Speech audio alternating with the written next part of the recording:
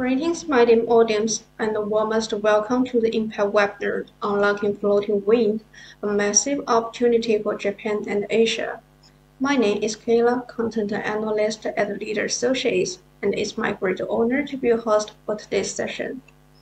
As the energy transition enters its next phase, the strategic adoption of innovative technologies is imperative. Floating offshore wind, a key player in this evolution, is reshaping wind power locations and facilitating a seamless transition to cleaner energy sources. By 2050, it's anticipated that the global capacity will surpass 264 gigawatts. Asia, especially Japan, South Korea, and Taiwan, is witnessing ambitious plans for floating offshore wind projects. Japan, with the sixth largest coastline and the eighth largest exclusive economic zone, has a vast offshore wind potential more than 1,000 gigawatts.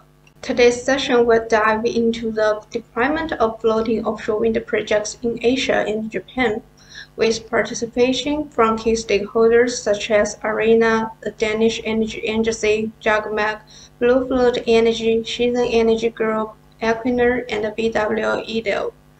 Focusing on the analysis of the current landscape, opportunities, and challenges in floating wind power, the webinar aims to provide a strategic perspective on the regional significance and the possibilities. During this webinar, I encourage all of you to actively engage in our discussions and share your invaluable insights in our Q&A box. I'm also excited to announce that today's virtual session is also the global launch of our physical event, Japan Wind Energy 2024, which will take place on October 15th to 17th in Tokyo.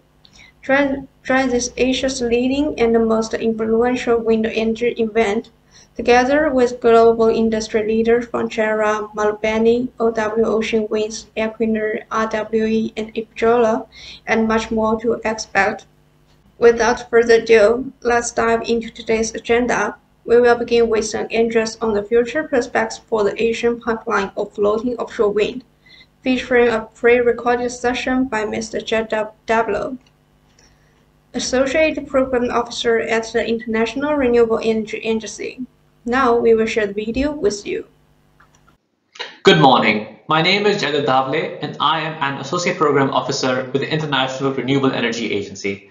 It gives me great pleasure today to be able to share some brief insights on the developments on floating offshore wind from IRENA's perspective, and I would like to express my gratitude to the organizers for giving us this opportunity.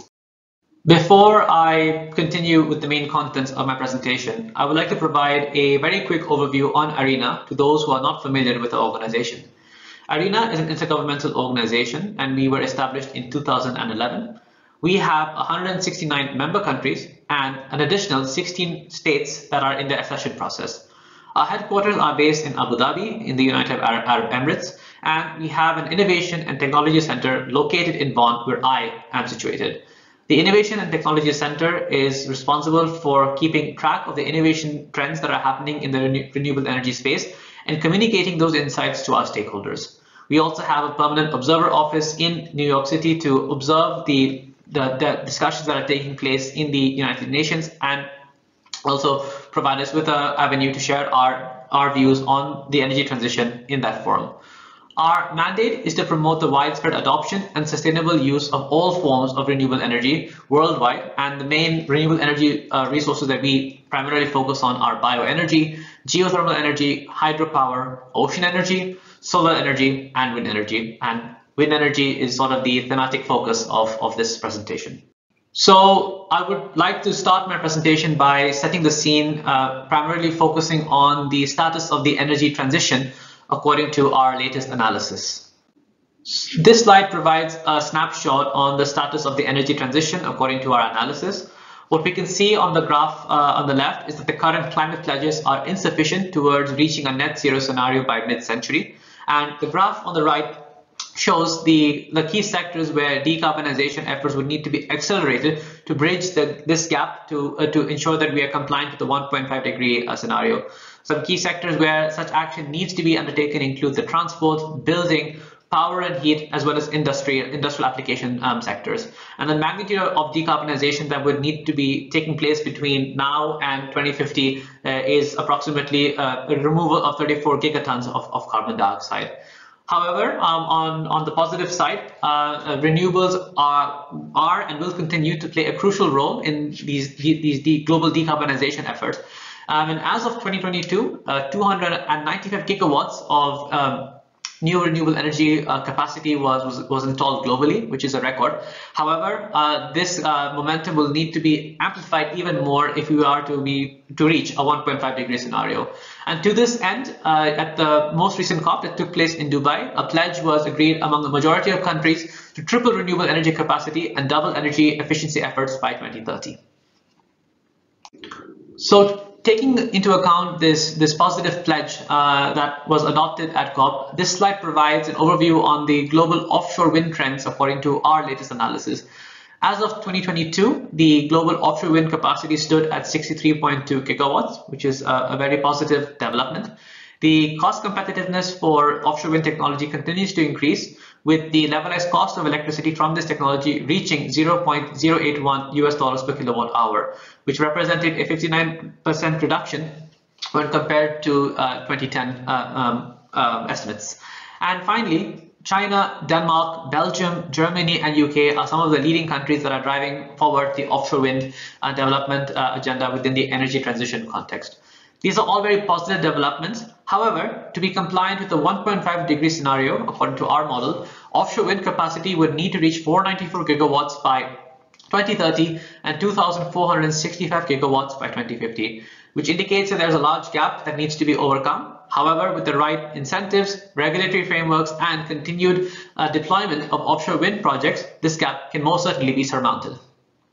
Now, I would like to talk very briefly about the technological underpinnings of floating offshore wind, just so that we're all on the same page as to how we describe this technology.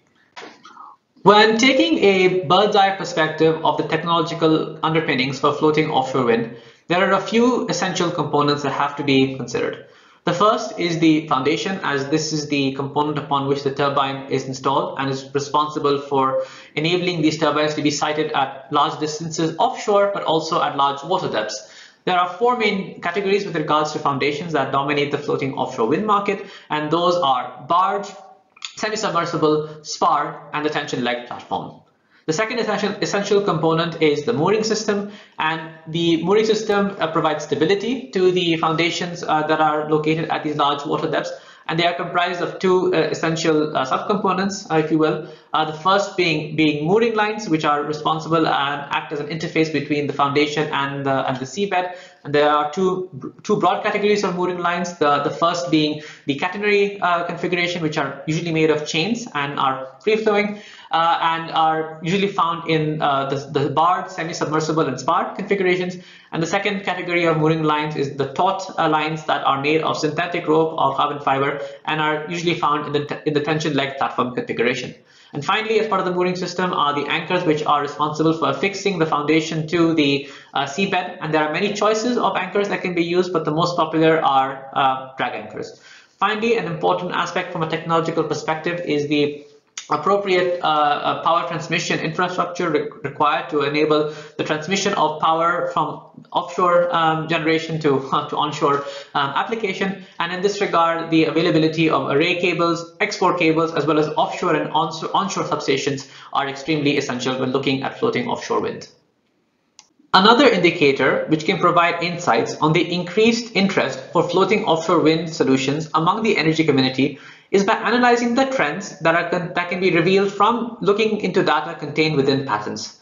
IRENA and the European Patent Office published a report on this topic last November, and the findings from this report clearly indicate there's an increased interest in floating foundation technology, as evidenced by the increased number of patents associated with this component. And this can be seen in the graph on the left, where the number of patents associated with floating foundations has increased progressively over time and is indicated by the green bars. On the right, we can see the top countries that have been filing these patents, and the top 5 countries in this graph are the United States, Denmark, Germany, Japan, and China, which are leading innovations with regards to floating wind foundations. Some companies that have also been taking an increased interest in this technology include Mitsubishi Heavy Technologies, Vestas, Siemens Gamesa, and General Electrics. Now I would like to provide some insights on the floating wind market trends according to our analysis. So some of you may be wondering, why is there an increased interest in floating offshore wind? The first is that floating offshore wind solutions tend to have the ability to access higher wind capacity factors when compared to their fixed bottom counterparts, almost by a magnitude of 4 times higher capacity factors available at larger water depths. And secondly, floating offshore wind solutions tend to have a lower environmental footprint when compared to their fixed bottom counterparts and allow for a higher degree of biodiversity symbiosis. This slide provides a snapshot on the global developments with regards to floating offshore wind according to our analysis. IRENA has found that the technical potential for floating offshore wind globally is approximately 13 terawatts, and this is tremendous. However, the actual operational capacity of floating offshore wind as of 2022 is 270 megawatts, which clearly indicates that this technology is still very nascent relative to its fixed bottom counterpart. When consulting with industry experts as well as other stakeholders in the offshore wind space, there is optimism that this capacity of floating offshore wind will grow to between 2 and 4 gigawatts by 2030, and there is expectations that many floating offshore wind projects will become commercially viable by 2035 onwards. Furthermore, there is a huge pipeline of floating offshore wind globally with a magnitude of about 244 gigawatts. However, the important caveat over here is that many of these projects are at a very early stage of development. When looking at market trends, floating offshore wind continues to gain a lot of momentum globally, but there is a particular emphasis on the development trends happening in Europe. Norway is one such country which is leading floating offshore wind developments globally. Very recently, the Hywind Tampen project, which is the largest floating offshore wind project globally as of today, became operational in August of 2023, and it has a power generation capacity of 88 megawatts. Building on this momentum, Norway is now starting to develop the Goliath Wind project, which will be located near the Arctic Circle at water depths of over 400 meters, and this project, when completed, will have a capacity of 75 megawatts.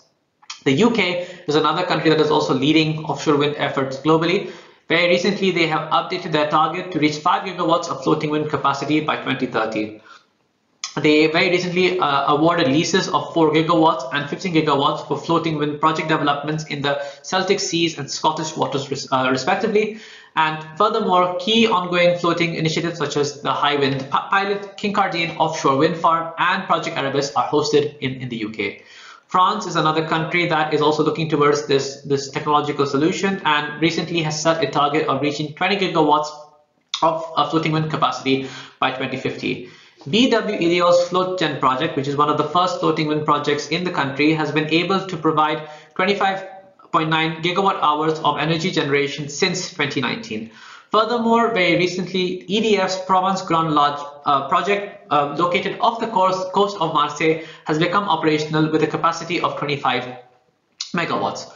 Portugal is also another country that is increasingly looking towards floating offshore wind, and interestingly is the very first country in the EU to actually host a floating wind project, most notably which notably is the BlueFloat project located off the coast of Viana do Castelo. And very recently, Greenvolt and BlueFloat Energy are two institutions that have entered into a partnership to support Portugal in their ambition of achieving 10 gigawatts of offshore wind capacity by 2030, with a particular focus on increasing the share of floating offshore wind within this target. Portugal's neighbor, Spain, is also looking towards this technology in pursuit of their own energy transition goals. And recently, the Demo South floating wind project that has been developed by Scitech Offshore Technologies, RWE, and Japan's Kansai Electric Power Co. Limited has become operational and started to provide power to the national grid. Spain is also launching its first offshore wind auction in 2024, primarily in the Canary Island region, and most of the zones that will be available for bidding will actually be focusing on floating capacity. Finally, looking beyond Europe, the United States is also looking towards floating offshore wind developments with their own energy transition. context, and they have set a target of reaching 15 gigawatts by 2035. A key initiative that is going to help the country achieve this goal is their floating wind shot program, which aims to reduce the cost of floating wind power to $45 per megawatt hour. And very recently, the Bureau of Ocean Energy Management launched an auction in California where they were able to identify a potential of 4.6 gigawatts for floating offshore wind projects. Finally, the Inflation Reduction Act is a key regulatory enabler that is allowing for the United States to accelerate its offshore wind development programs and support the increased share of this technology in their energy mix. With regards to floating offshore wind developments in Asia, I would like to focus my remarks on a few key markets. The first market I'd like to focus on is China. China remains the largest player with regards to global offshore wind development, as well as their key role that they play in offshore wind supply chains. China currently has a cumulative offshore wind capacity of 31 gigawatts, and this is envisioned to grow rapidly in the coming years. China's first floating wind project, which became operational in 2023, is the Guanlan project, and this is located 136 kilometers off the Wenchang shore in the Hainan province at water depths of around 120 meters, and it has a capacity of 7.25 megawatts. Building upon this momentum, China's Qingzhou 4 project, which has also become operational, and this project is located 67 kilometers off the coast of the South China Sea at water depths between 45 and 47 meters. And within the configuration of this offshore wind farm, there are actually 3 floating offshore wind turbines, which have capacities ranging between 11 megawatts and 16 megawatts. And finally, China has also recently launched a new set of national standards for the offshore wind industry at large, to promote technology convergence as well as promote sustainability. The second market that I would like to focus on is the Republic of Korea. A key development that has taken place over here is the launch of the Korea Floating Wind Project, which is a partnership between 3 entities: Ocean Winds, Mainstream Renewable Power, and Kumyang Electric Co. And these entities are planning to launch a 1.3 gigawatt floating wind farm located 80 kilometers away from Ulsan city at water depths of 250 meters. This farm is envisioned to comprise between 60 and 100 wind turbines and is expected to become operational in 2028. The second major development that has happened in Korea is the financial closure of the Jeonnam 1 project, which is a project that is being developed by the Copenhagen offshore partners and venture firm SKENS. And this project has a capacity of 99 megawatts. This project will be expected to power around 60,000 households in Korea, and there are 2 future phases of this project planned, which will have a combined capacity of 800 megawatts.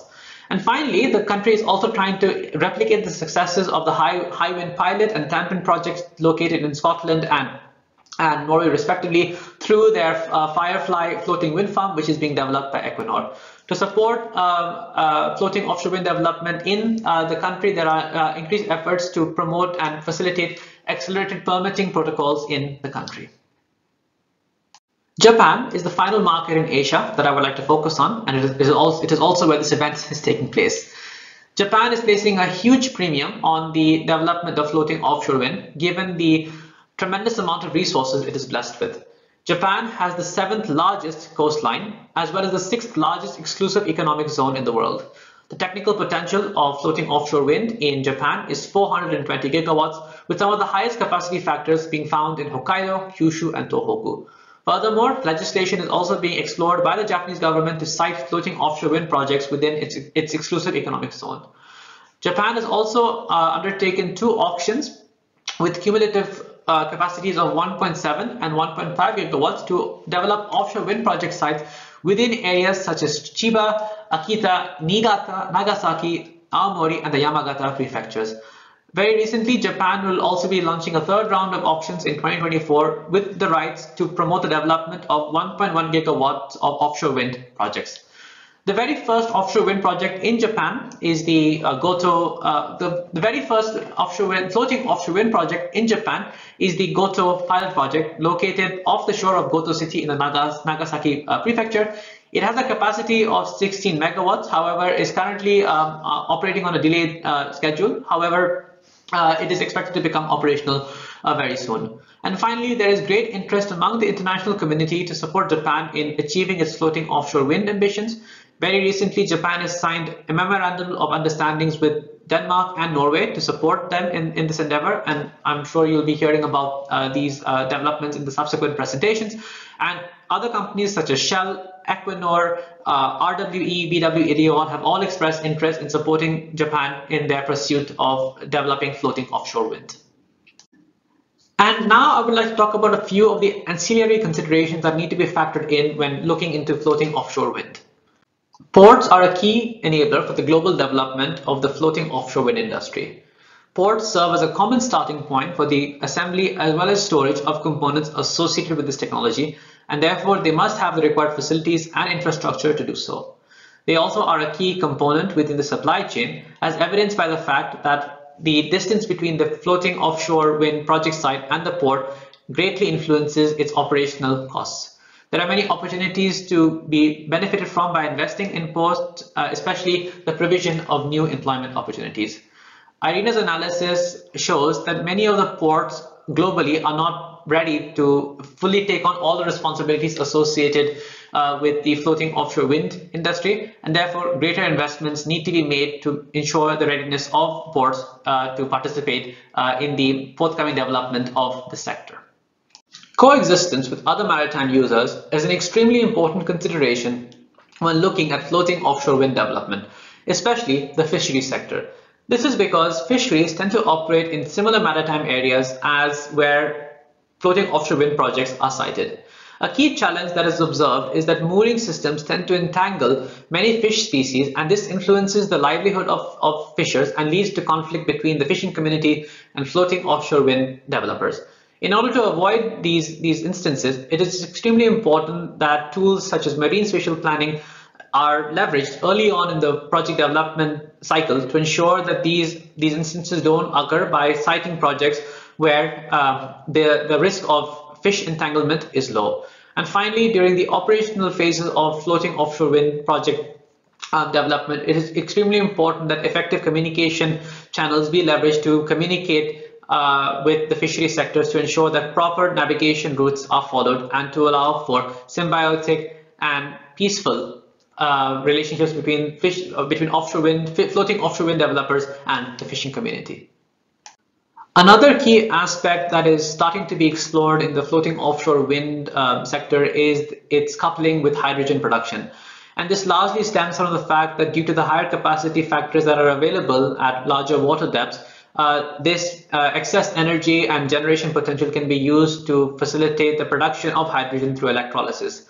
The illustration on the left depicts some key configurations by which offshore wind and hydrogen production can be coupled.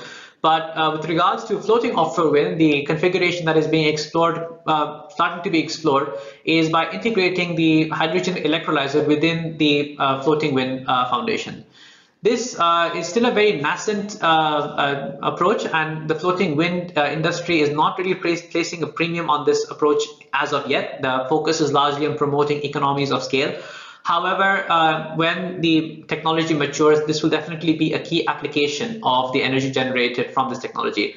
However, there are some projects that are already starting research and trial phases of this coupling, and some of the most prominent examples where successes have been seen include the Oyster project in the UK, the Dolphin project in Scotland, the LIFE project in France, which recently was able to demonstrate the technical viability of such an approach, as well as the H2MAR project in Germany, which is undertaking fundamental research on the coupling of floating offshore wind to hydrogen production. And with this, I would like to conclude my presentation by providing some concluding thoughts with regards to the development of floating offshore wind. Some of the key actions, according to our analysis, that will greatly help in scaling up floating offshore wind globally are as follows. First, there is a need to increase investments towards existing floating offshore wind solutions in an effort to promote economies of scale that is required for this technology. Secondly, from a regulatory perspective, it is important that governments continue to play a crucial role in the development of enabling frameworks that will attract leading floating offshore wind developers to support them in the creation of a conducive ecosystem for this technology. Thirdly, it is important that there be increased efforts to promote standardization of key technology concepts to facilitate industry growth as well as contribute towards enhanced supply chain activities. Fourthly, there is an imperative need to increase investments towards reimagining or updating port facilities, as they are a key enabler and component of the floating offshore wind supply chain. And finally, it is equally and necessary to it is equally important, and finally, it is equally important to undertake detailed environmental assessments as well as leverage marine spatial planning to ensure the coexistence of floating offshore wind solutions with other users of maritime resources. That was my final slide. So I would like to thank you all for your kind attention during my presentation.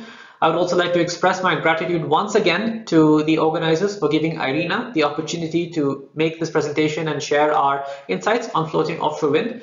I will conclude by just informing the audience that in due course, IRENA will be launching a report on floating offshore wind. And therefore, I would invite you all to please keep an eye out on our website and our social links on this slide to keep aware as to when this publication will be made available for you all to access and get more insights on the perspectives that we shared in this presentation. So thank you very much. Arigatou gozaimasu, and I wish you all a very good event and rest of the day ahead. Thank you very much for Mr. Good morning. Jaidev's My name is insightful presentation and IRENA's contribution. Now, following Mr. Jaidev, we will explore Denmark's pioneering partnership with Japan in advancing offshore wind, led by Mr. Philip Tamnes, Special Advisor for Offshore Wind at the Danish Energy Agency. Hi, Philip. The floor is now open for you. Hello, Ms. Kayla. Thank you very much. I will start by sharing my screen once you guys stop sharing yours. Perfect. Yes. There you are. Let me know when you can see my screen. Yes, I can see your screen. Perfect. All right. So I would also like to start out by thanking Leader Associates and Ms. Kayla for organizing this event. I think it's very, very important that we all band together the knowledge within floating offshore wind and offshore wind in general to promote the sector and the role it can play in the green transition. So I'll introduce myself first and then tell you guys what I'm about to present on. As Ms. Kayla said, my name is Philip Temnes, and I work with the Danish Energy Agency, where I've worked in government 5 years, primarily with offshore wind and Power-to-X. I will describe the pioneering partnership that we have with Japan on how to promote a solid regulatory framework for offshore wind, here including floating offshore wind in Japan in a second. But I will start out by doing a quick tour of Denmark's energy transition, since the experiences we've gained, success and failure from our own energy transition, is what we share with our partner countries around the world, including Japan. So we partner with Japan, of course, and then a total of 24 countries around the world. These countries cover around 61% of the world's population and 70% of the world's emissions. We partner with countries in the Danish strong points of offshore wind, district heating, and energy efficiency. And what do we have to share with these like vast and countries that are very different from our tiny country? We have a strong case for renewable energy working in the grid.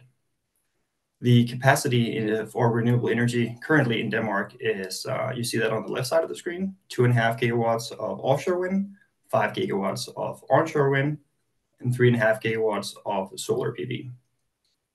With only a country of 6 million people, the renewable energy capacity last year contributed 63% of the total electricity consumption of the entire country. And we managed to have such a high share of renewable energy while maintaining 99.99999 something percent security of supply, which means that there were only glitches in the electricity transmission system for 64 seconds total all last year, which is yeah, very, very, very good at such a grand scale. I've also brought the bar chart on the right to show you the most contemporary data. This shows each bar represents a day in January this last month, where you can see what the line at the top is the consumption of the day, and the tiny yellow at the bottom is the electricity produced by wind, and the green is the electricity produced. The green is wind, and the yellow is solar, of course. So from this chart, you can see that Denmark is very dark in the wintertime, sad for us, but it's also very windy, which is great for our electricity mix, as wind energy is able to produce all the power we need and consume several days. So we've come a long way. We're working towards doubling our onshore renewable production, going towards 2030, and we have an upcoming 9 gigawatt of offshore wind also for 2030. So we will be multiplying our capacity, manyfold, and hopefully we'll be able to cover all of our electricity consumption 100% by 2030. However, as you can see, we aren't done with our transition. We have days where the wind isn't strong enough or the sun isn't shining, and then we aren't able to get our consumption from these variable sources. We have biomass, and we have other sources of energy as well, and we have 7 gigawatts of interconnectors, which essentially allows us to import or export more than the peak load volume at one time for Denmark. This is a little historic slide I wanted to bring to you, showing the journey that we've been on and the journey that we want to inspire other countries to also take, and basically show it is possible. Back in the 70s of the time of the oil crises, Denmark was hit very, very hard, as we were heavily oil importing country, fossil fuel importing country, generally speaking. The impact there made the politicians decide no more and to diversify our energy production. So that meant developing domestic oil and gas, but it also meant dumping a lot of resources into wind energy research at the time. Including mandating wind energy to be incorporated into the electricity mix very early on. So wind didn't really take off that much in the 70s, 80s. It was more of a fun project, but as you see here in the later years, we have almost all the way phased out coal, and we will before 2030, while increasing the share of renewables massively. Wind is especially big, and it will continue to become even more important in the energy system in the future. This journey other countries can also do, we believe it, but it might not be fair to compare a tiny country like Denmark with a huge country and very different country such as Japan. But I think it is more fair to compare Japan to Europe, where the same green transition is going on. In that case, you could say that there are little green powerhouses, regions like Hokkaido and Kyushu in Japan, and for example Denmark in Europe, that can produce more power either as electricity or green hydrogen that they can consume themselves, and this can then be transported to the load centers, which in the case of Japan would be Honshu, and in Europe, for example, Germany. So it is possible indeed.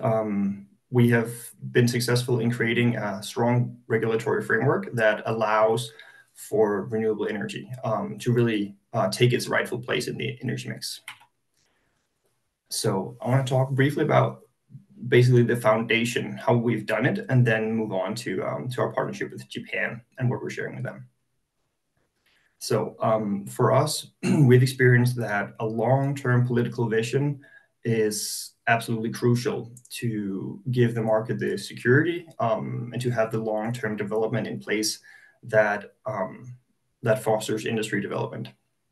We have very broad support for our energy policy in Denmark. 95% of parliament will be behind all the big political agreements on energy, because we need stability in the energy sector. So despite changing governments, the energy policy of Denmark will stay the same and is going towards renewable energy. And this, of course, includes research and development, ensuring new test sites for turbines, those things. Japan is very well on the way with the long-term vision, with the political ambition. Japan has a 10 gigawatt goal for 2030 and up to 45 gigawatts for 2040, and both goals are very ambitious. It's a short timeline, but our partners in Japan are ambitious and they want to achieve this transition fast. The next point up is midterm certainty and what we as regulators do. It's very a big cost driver for offshore wind projects could be inefficient permitting.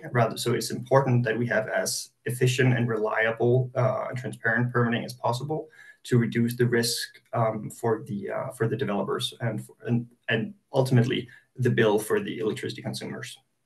In Denmark, we have created a concept called the one-stop shop, which means that when a developer wants to do a wind farm, all government permitting across all areas go through the Danish Energy Agency. So we coordinate according to one timeline with defense, with the environmental stuff, shipping lanes, everything, all government permitting. We coordinate it and make sure that everything works as seamlessly together, so there'll be no confusion for the developers, no waiting for some permits while other permits have already been approved. Transparency is also crucial in our experience for a good framework for renewable energy, since we inform the market what we're going to do. We have rounds of market dialogue where we publish the tender material before it's all the way done, so we can inform the market how we intend to regulate them, and then they can give us feedback and tell us how this would affect them, how they would interpret it, which consequences our choices will have in the real world. Then we can make more informed decisions if it's a smart way to do, or the smart thing to do, and the market can also better understand where we're coming from. The quest for renewables in Denmark is based off the belief that the free market and competition are positive forces that we should harness in this. We're a small open economy, so what we've done is just try to go for lowering the cost as much as possible throughout our history to de-risk the projects as much as possible, to ultimately promote cheaper projects, which are now subsidy free in Denmark.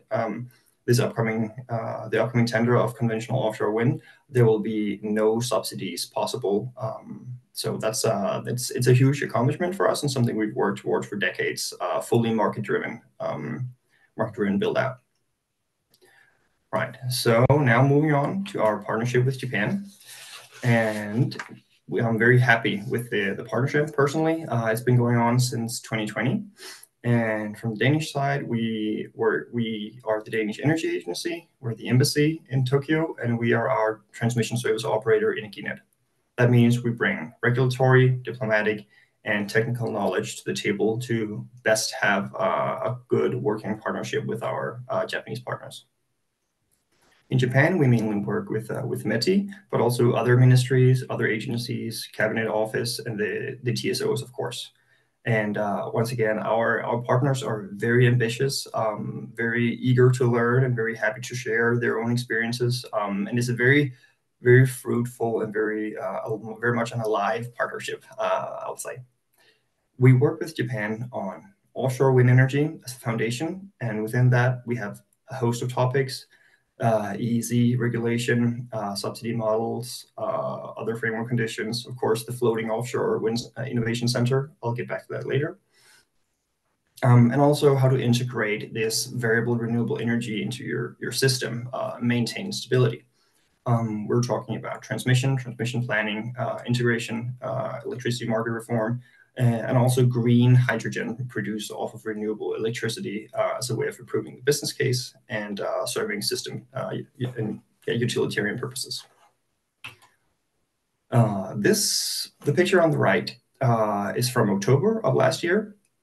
The gentleman in the blue is our Deputy Director General, Steve Pedersen, who went to Japan with us. And here in this very meeting, we're meeting with METI, the Ministry of Defense, the Ministry of Infrastructure, Cabinet Office, and they were working on sharing perspectives on an EEC regulation. I'm very pleased that the Japanese government since then has put forward EEC regulation that will allow offshore wind in the exclusive economic zone. It's a huge step in harnessing the potential that is out there for offshore wind and in the EEC, especially floating. So yes, we work with our Japanese partners on a host of topics. We very much look to Hokkaido as well, since there are very similarities between Denmark and Hokkaido in size and geography and in potential for becoming a green powerhouse, supplying power for much bigger load centers as well. Yes, so floating. Why? Like, I'm from Denmark, a country with very shallow seas, 30 to 40 meters. Most places we're blessed that bottom fixed will be good enough for us for a long, long time, at least for much more power than we can use ourselves. But I think it's very important that we all remember that both bottom fixed and floating offshore wind require like strong, stable, de-risking, transparent regulatory framework. You have to do environmental impact assessments for both technologies. You will have to look at different things when permitting, but ultimately the way you permit will function the same way. And that's why we believe that we have something that is worth sharing with our Japanese partners, despite Japan mainly going for floating offshore wind, and Denmark, we don't have a floating offshore target ourselves. And I think the bottom fixed business case will stay the best for a decade or so, at least in Denmark. But yeah, we definitely recognized, like the gentleman from IRENA, that the global technical potential for wind is primarily floating. The vast majority is actually floating. And the technology development is happening, and it's happening faster than ever probably, but it's still not all the way there yet. We have a lot of different technical concepts out there. We haven't locked in on the best technologies. So we need more technological development and international collaboration in this sense, since there's really no point in anyone trying to reinvent the wheel on their own when their neighbor is basically doing the same thing. To help facilitate this, Denmark and Japan last October, when the Danish Prime Minister Mette Frederiksen visited Japan, she handed over the agreement to establish the International Innovation Center for Floating Offshore Wind Energy. I have to say here in the beginning that the Innovation Center is still very much like on the way. We haven't made any final decisions yet with our partners. So these, what I'm about to say now, see these as thoughts and ideas for how this could work in a fruitful way. So one of the things we the most certain about with our partners is that we want the Innovation Center to be open for other countries to also join. Once again, we need all the good brains on deck to mature the technology as fast as possible to help accelerate the green transition. We will focus on various projects, or rather you could focus on various projects within the Innovation Center, but that is really up to industry and academia. We are suggesting working in a triple helix collaboration concept where the industry and academia will work together on concrete projects, on the technical side of things, and authorities will follow the projects. And we hope that this is a way for authorities to not be 2 steps behind when it comes to creating permitting that accounts for these new technological developments, because we will actually understand them much better being closer to them. And we won't have to start understanding them once they are actually market ready, but we can do it a few steps before. The Innovation Center could also be a forum for sharing your experience in my case as authorities with authorities from other countries, which once again hopefully accelerates the build out of floating offshore wind across the world. This is my last slide before questions, and I just want to show you a little bit about how we have in the past and still contribute to like the technological maturing, the R&D basically of wind energy. The picture to the top left is quite old. It's from 1981, and you see a wind turbine blade being strength tested by having a bunch of sandbags put on top of it. That seems kind of fun now, and I'm very happy to say that safety standards have come a long way since 1981. And if you look at the bottom left picture, you will see Siemens Gamesa 115-meter blade getting ready for testing in Aalborg, at the port of Aalborg in Denmark.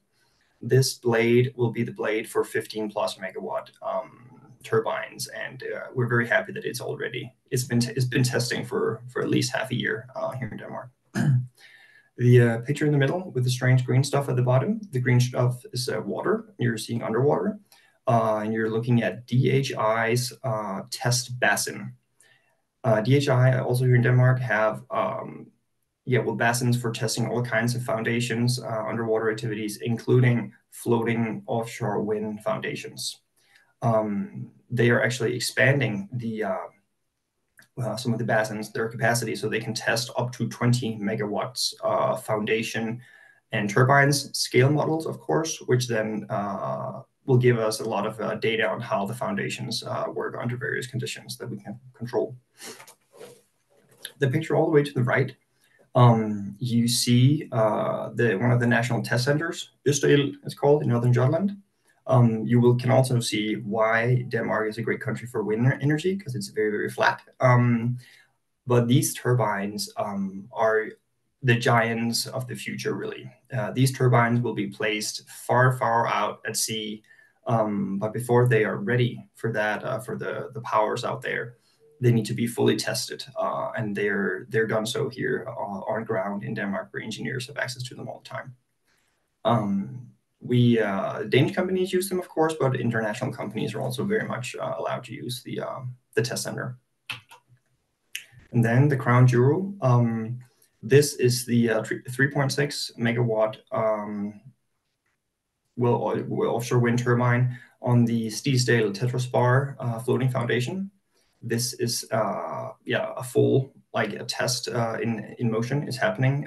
The wind turbine is sitting off the coast of Norway, as we in Denmark we don't have deep enough waters. But this project, we have Danish manufacturers and researchers, inventors partnering with other international players, RWE, Tokyo Electric Power Company, for example, to really test the technology of the future. So once again, I just want to really hammer home the point that floating offshore wind and bottom fixed offshore wind both need strong, reliable, transparent, de-risking regulation. And it is important that you get this regulation in place as fast as possible to allow for as efficient and fast permitting, as de-risking regulatory behavior, you could say, as possible. And we're very excited to be working on this with our partners in Japan. They're making great strides. They're being really ambitious, and it's a joyful partnership. So we think the future for the partnership and for floating offshore wind is very bright indeed. Thank you. Thank you, Philip. Thank you for your kind sharing. And here I have some questions from our audience, if I may, to pick some of the questions for you to answer. The first question for you is, considering Denmark's regulatory and political experience in offshore wind, how can these insights support Japan in addressing the unique regulatory challenges specific to offshore wind projects? Well, the regulatory setup and the market setup really is very important for really allowing the value of renewable energy to be properly showcased in the price in the LCOE. So energy market setup is crucial to really allow new kinds of energy into the electricity mix. So that's something where we're working with our Japanese partners, with the TSOs as well. How do you integrate these large shares of variable renewable energy? How do you do the forecasting, these things? Transmission, also key, how to get the energy from where it's produced, which is often sparsely populated or just far out at sea, and to the load centers in an efficient way and without disturbing too many people or making it too expensive. We work with them on maritime spatial planning, how to account for various interests at sea. Fishery, of course, is very, very important in Japan. Shipping, environmental protection, and energy production. How do you have it all, coexist? That's something we work with them on. And then coordination and permitting.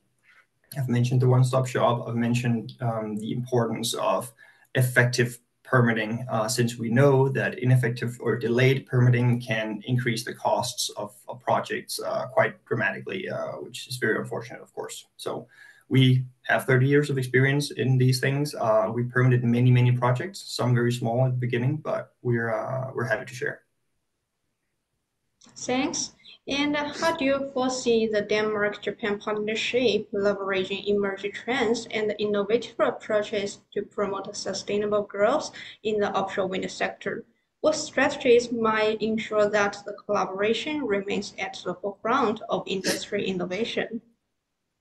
Yeah, that's a good question. And of course, the regulatory side, we have a role to play in creating like a good setup, a good framework. But really, it's up to the businesses to operate within this framework and to create sustainable growth within the sector. The politicians need to set the targets. The regulators need to make good regulation and inform the market on how it will be implemented to reduce the risk. But yeah, I think building up a value chain, for example, that's up to the businesses, and it is curious. I think that a country which is, I mean, technologically super advanced and with other great industry and manufacturing like Japan, that Japan isn't part of the offshore wind value chain really. I think there is an untapped potential for collaboration between Japanese companies and, for example, Danish companies to really create new partnerships and help provide the hardware, the equipment that will be needed for the Japanese offshore wind goals to be achieved. Thank you again, Mr. Phillips, for your excellent address. Thank you. Thank you very much. And then we will delve into the dynamic reliance of floating wind within the Japan centralized model and the JOGMEC strategic impact, presented by Ms. Haruka Tanida, Senior Coordinator at the Japan Organization for Metals and Energy Security. Let's welcome. Hi, Tanida-san. Hi, can you hear me? Yeah, I can hear you. Okay, And we will so share the screen for you. yeah. Hi, Haruka-san, please wait a moment. Yeah, I can see my slides. Thank you for sharing. So yeah, again, thank you for having me today. I'm Haruka Tanida from JOGMEC. So today I will explain our role in this offshore wind industry. So please turn the page.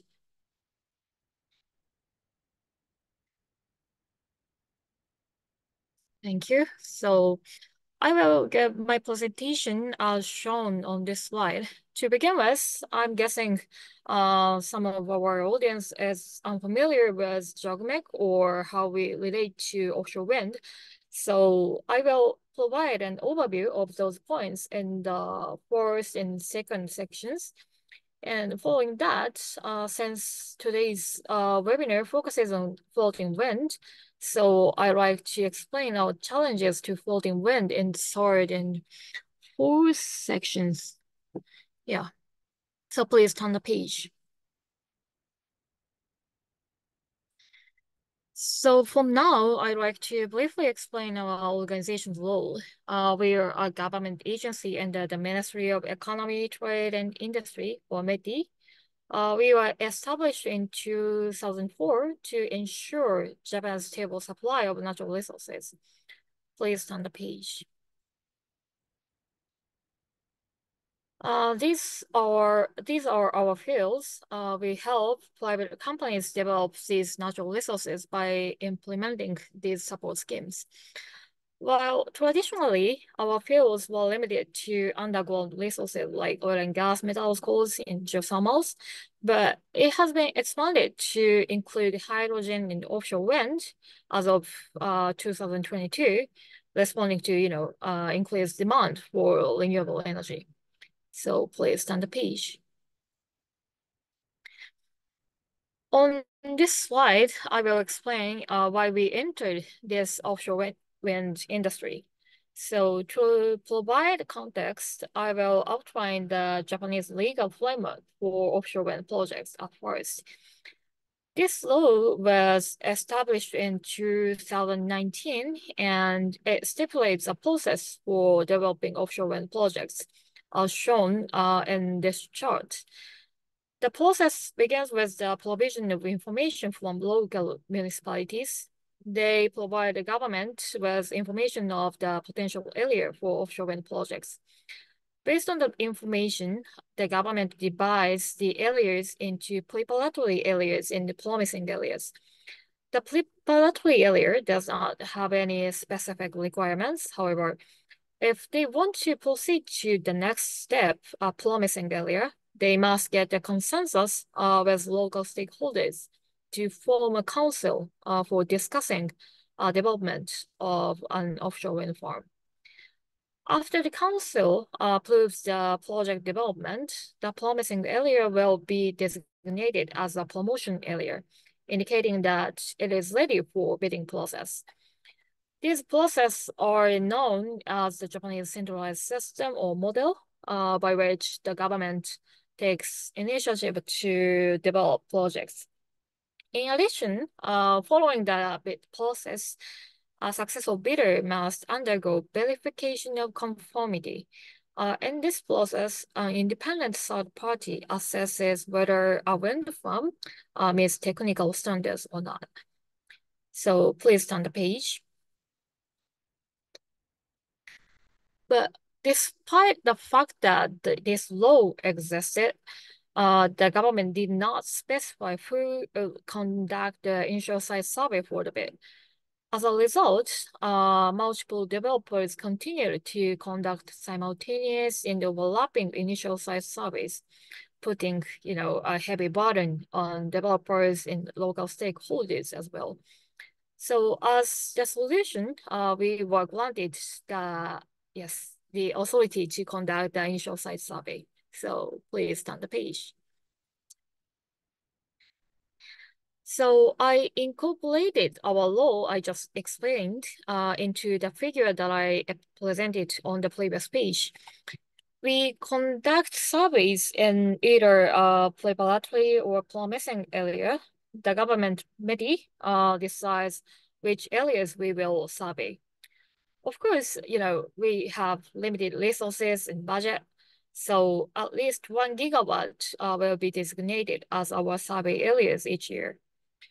Following the completion of our survey, we will provide the results to developers who are interested in participating in the bidding process. They are not charged for this information. However, when the developers of the site are selected, the successful bidder must pay the survey fee to JOGMEC.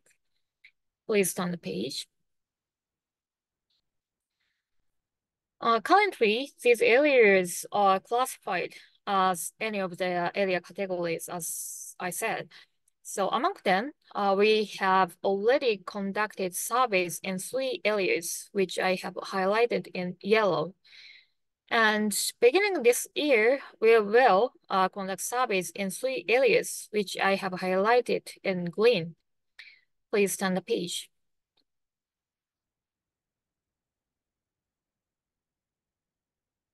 Could you turn the page? Yes, thank you. So this map focuses on our survey areas I just said. So new survey areas include 2 areas planned for floating wind. So in the final section, I will explain our challenges with these surveys. Please turn the page. But before I explain our challenges with floating wind, I'd like to show you a unique environment in Japan. I believe that these environmental factors are reflected in the status of projects.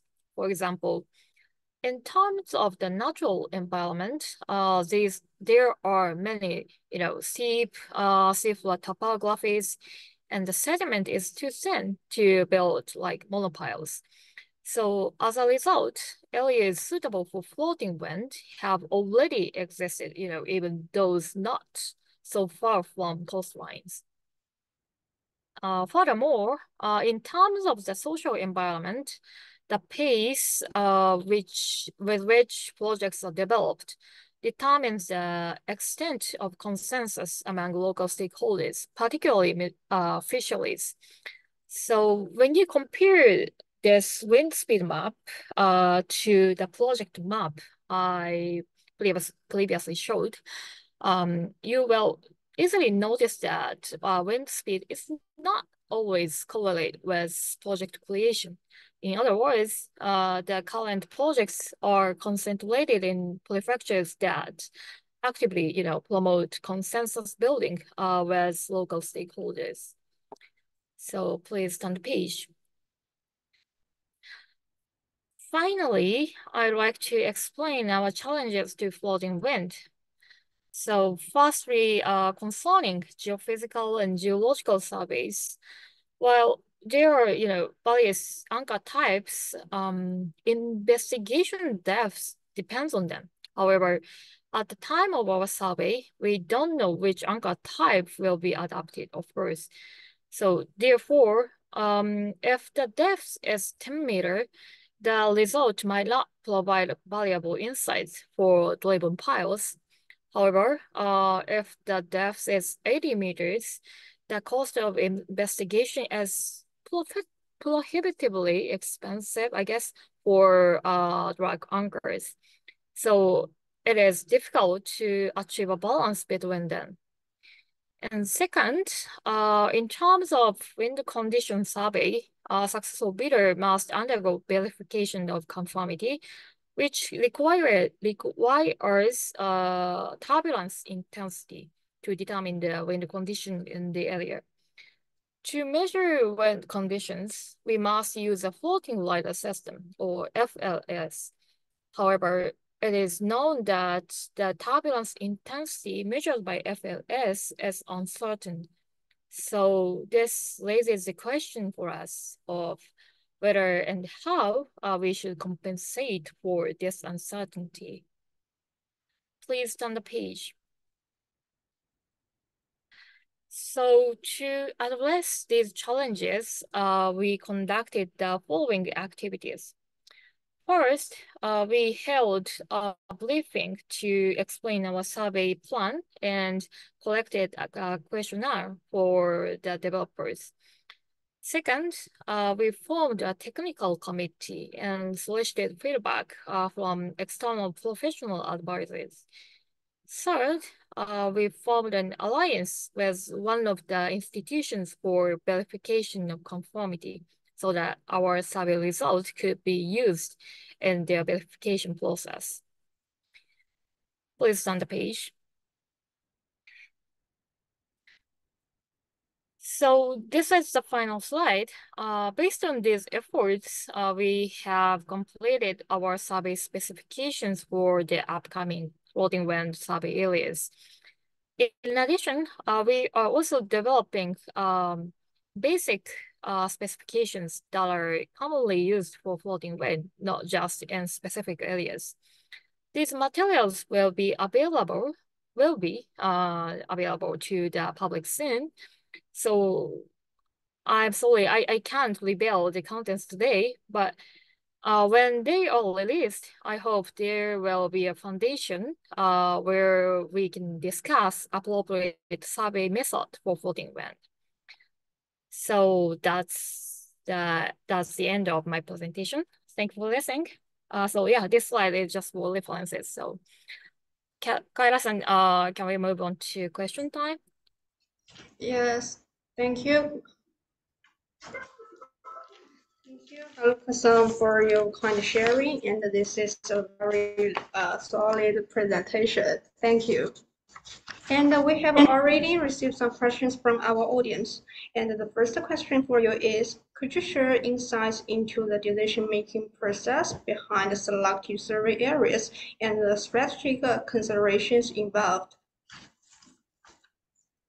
Okay, so yeah, as illustrated in the previous chart, MIDI determines our survey areas, which means that we don't have the authority to prioritize which areas to survey. But in the decision-making process, MIDI chooses our survey areas based on information from municipalities. More precisely, when municipalities present potential areas to MEDI, they are required to express whether or not our survey is required. So from the area which municipalities suggest a need for our surveys, METI selects specific survey areas for us. If there are many that kind of areas, METI should take into account its capacity and level of engagement from local stakeholders. So to directly answer the question, I could say the stakeholder engagement level and its capacity are really important in selecting survey areas. Thanks. And the second question for you is, how does JOGMEC adapt its strategies to stay ahead of emerging trends and technological advancements in offshore wind? As a strategy for floating wind for our strategy for floating wind, right? Yeah. Okay. So yeah, as pointed out, the pace of technical advancement in the floating wind industry is really, fast. But actually, there are limitations we can reflect the movement into our survey specifications because, it takes a minimum of 5 years to construct offshore wind farm from the end of our survey. So, but nonetheless, we strive to do our best, of course. For example, in our technical committee, we invite academic professionals from a variety of fields, like including survey methodology, of course, but also floating structure engineering. And furthermore, as I said, we make sure to solicit feedback from developers whenever we create a survey plan. And we also actively exchange lesson learned with advanced countries in these fields. So through this process, we try to keep up with the technical advancement of floating wind. Yeah. Haruka-san, thanks again for your very informative sharing and the generous answer to the questions. Thank you. Thank you.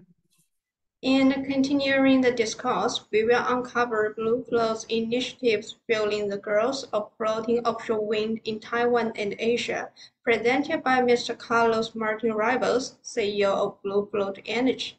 Dear Carlos, the stage is now yours. Hi, good afternoon, good morning, everybody. Hi, Mr. Carlos. Can you hear me well, right? Yeah. Perfect. So it's a pleasure being here today. I would like to take this opportunity to share BlueFloat Energy's strategy and presence in the APAC market. Let me first start by introducing myself. I am the founder and CEO of the company. I have been working in floating offshore wind for 10 years now. In my previous working experience, I was the project director for Windfloat Atlantic, which is today one of the 4 existing operational floating wind farms. It's a 25 megawatt 3-unit floating wind farm off the coast of northern Portugal. And I used to work for EDP Renewables before setting up BlueFloat Energy in 2020. I will try to show my presentation. Give me a second.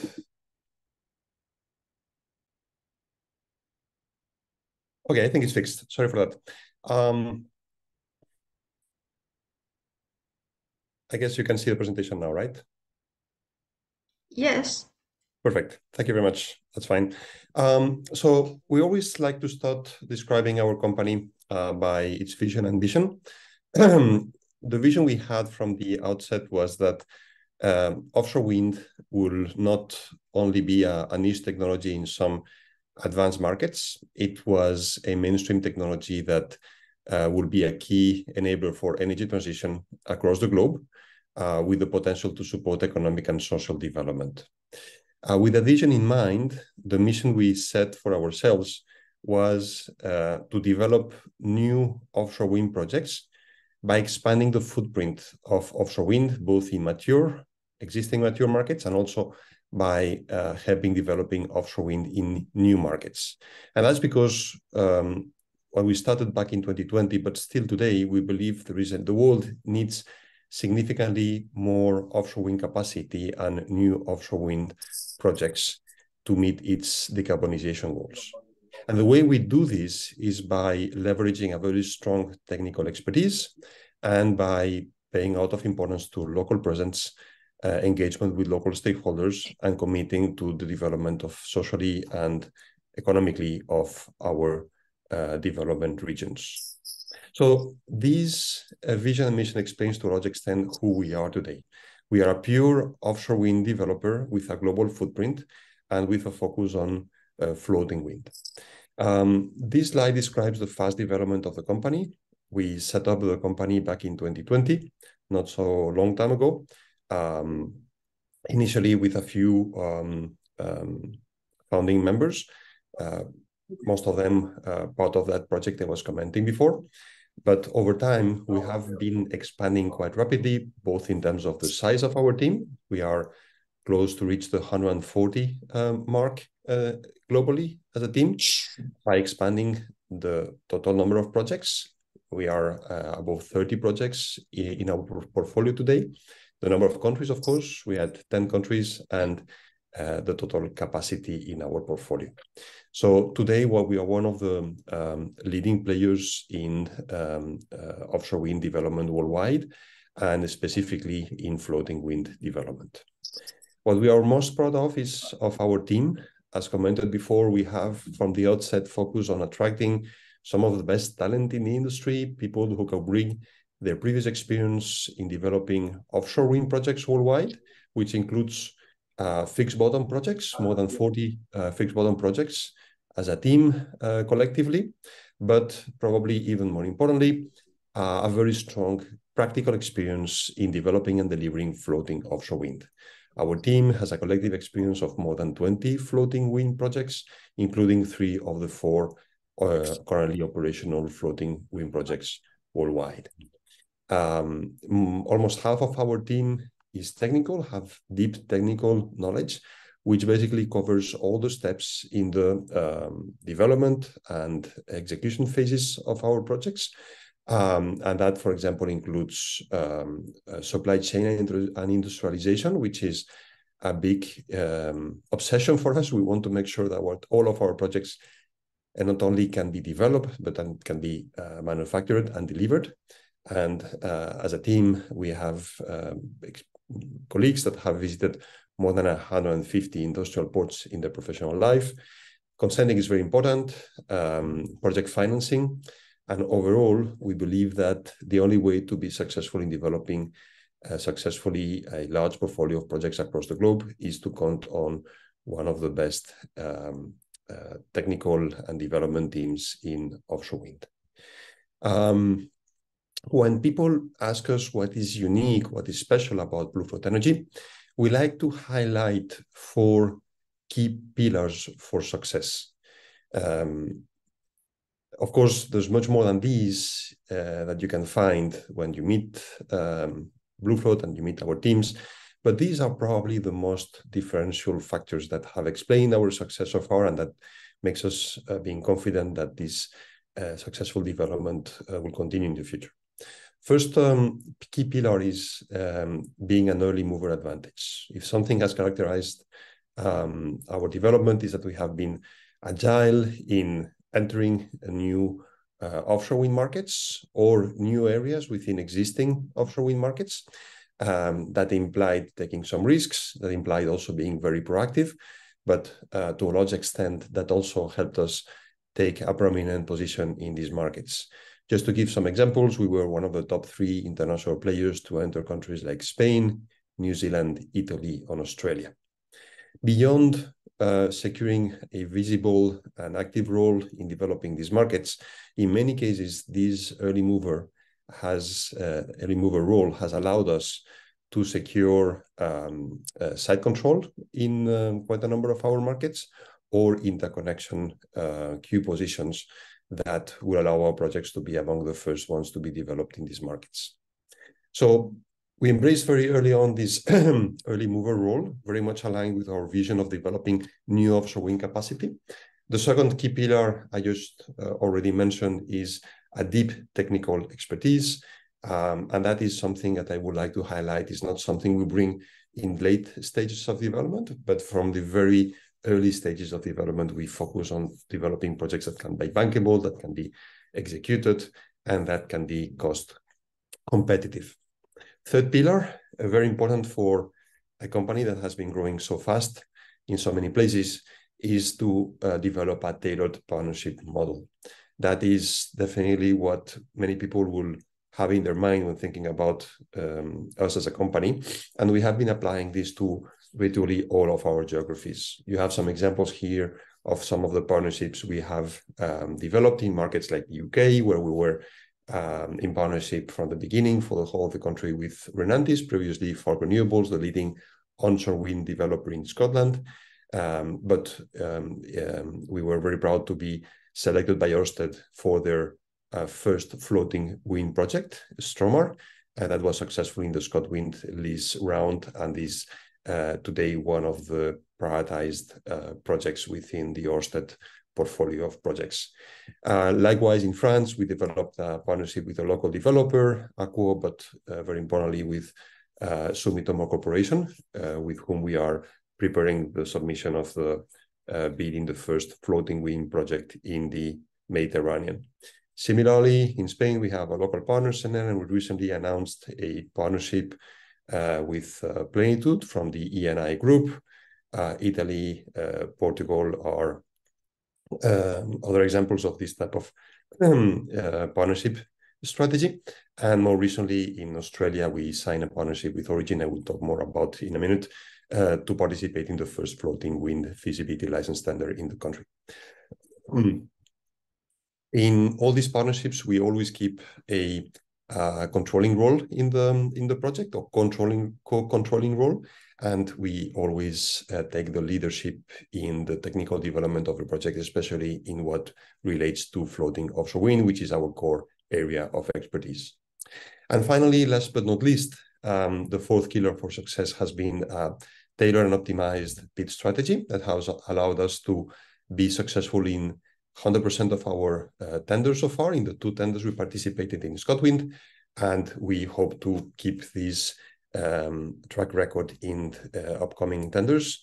The next one to be announced is the feasibility license tender in Gippsland in Victoria that should be announced in the next few months. All these fast development and global expertise has allowed us to establish today 2 very solid growth platforms, one in Europe and one in APAC. In Europe, our biggest and most important market is the UK, where we are one of the leading players in floating wind. As commented, we are also participating in floating wind tenders in France. Italy has probably one of our largest portfolio in very different stages of development, but with 2 projects being the front runners and having submitted or about to submit environmental impact assessment permitting. And we also have a strong presence in Spain and Portugal, as commented before. But let me switch to APAC, which is the core focus of my presentation today. This is a region which is equally important for us than Europe, and that we see as probably having the potential to develop projects faster than any other place in the world. We have a presence in 4 markets in the region. in Taiwan, which is the most advanced and mature market in Asia, where we're developing a 1 gigawatt capacity of floating wind with our Winds of September project. We are very active in Australia, participated in the two feasibility license tenders so far, and planning to participate in the next 2 ones. And we also helping developing the New Zealand market and the Philippines market. So in the next few slides, let me take a deeper focus on these markets in APAC. Starting with Taiwan, this is a market that we have been developing for almost 3 years now. It's a market that has developed already and executed as large capacity in fixed bottom projects, and has been a pioneer in the APAC region. But from our view from the beginning, we considered that the only way the country could meet its offshore renewable targets, which include 15 gigawatts of capacity by the middle of next decade, but which probably will go significantly beyond that, leveraging on the success of the offshore wind industry in the country. Floating wind will have to be a key ingredient in that development because fixed bottom capacity is limited. That's why we focus our efforts on developing the Winds of September floating wind project, which is located off the coast of Hsinchu County in the northwestern part of the country. This is an example of projects following a fast-track development. We were successful in the second panel review for preliminary EIA approval, which is as fast as anybody has managed to secure EIA in the country. It was the second floating wind project to secure such milestone, and ever since we have received final and definitive approval for our EIA, and we are now actively working to prepare for the floating demo project that has been anticipated by the government. It still has to be announced, but the government has set as an objective that this tender will happen in 2024 and winners will be announced within this year. It should include 2 or 3 floating wind projects with 6 to 12 units that we believe could include projects of up to 200 megawatt of capacity. So we are very actively working to prepare such a tender, and we believe this project, because of its size, because it's happening in a country that has already a long track record in developing offshore wind capacity, could become one of the first commercial floating wind projects or large-scale wind projects in APAC. This picture here is the outcome of the preliminary EIA panel review with our team, our local team, celebrating the validation of our EIA. If Taiwan is the front runner in APAC, I would like to highlight the Philippines as one of the highest potential markets in the region. Philippines still needs to develop offshore wind capacity. The government has set this as one of its critical energy policy elements, and is actively working to develop a legislation that will and the rules for tenders that will allow for a fast development of offshore wind in the country. That is driven by the Philippines being one of the fastest growing economies in the region, with a need to significantly increase total generation capacity. According to the government targets, there's a need to multiply by 5 power generation, with most of the new power generation capacity coming from renewables. This being a highly densely populated country with a difficult environment because there's few flat areas in the country. We believe that offshore wind and floating wind in particular will be needed to meet the country's renewable energy goals.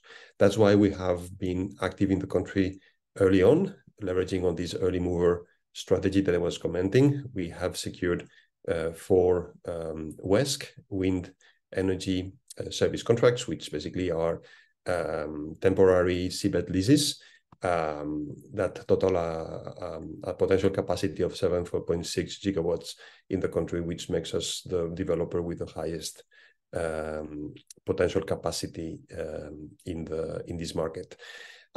This picture is from the launching of POWER, which is the Offshore Wind Association in the country that our local team has helped setting up as one of the key founding members, and that is playing an active role in supporting the government developing the right framework for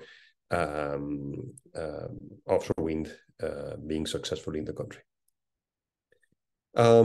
As I was commenting, Australia is one of the other markets where we have been very active. We started our presence in Australia more than 3 years ago. When we started, many people told us that we were crazy to go to Australia, market that has a lot of onshore wind and solar potential. People was asking us, why are you going to such a country in offshore wind?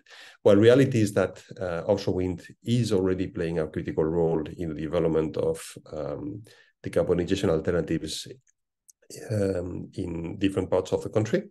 And that's thanks to a very strong wind resource offshore close to load centers. One of the key challenges in Australia is to move offshore power from remote areas to load centers.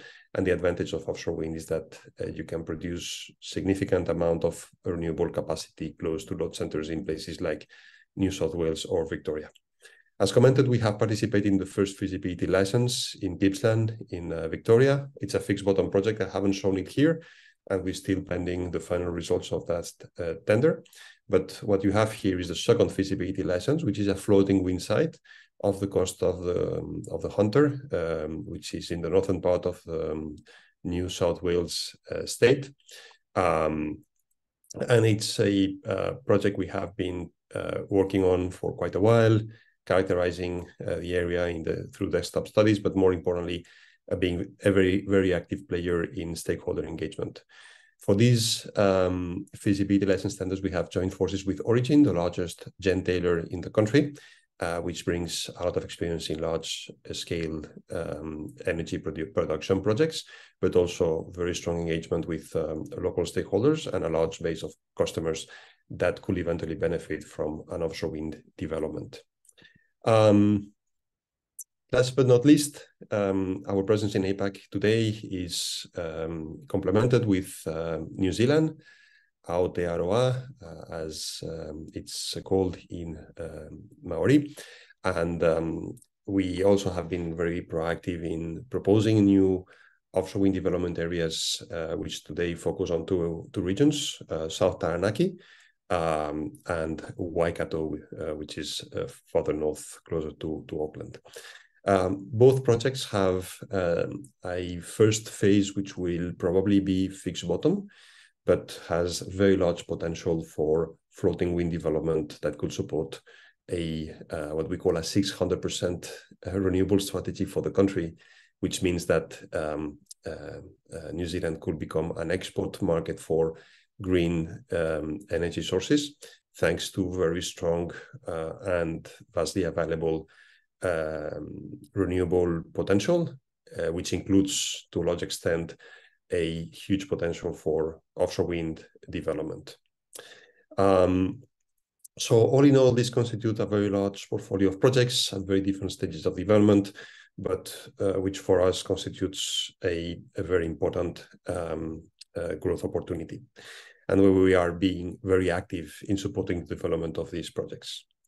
I would like to finish by highlighting that APAC is not only an area where we are developing offshore wind projects, it's also a very critical area for our global supply chain efforts. As commented before, we focus very early on in developing credible supply chain plans for each of our projects globally.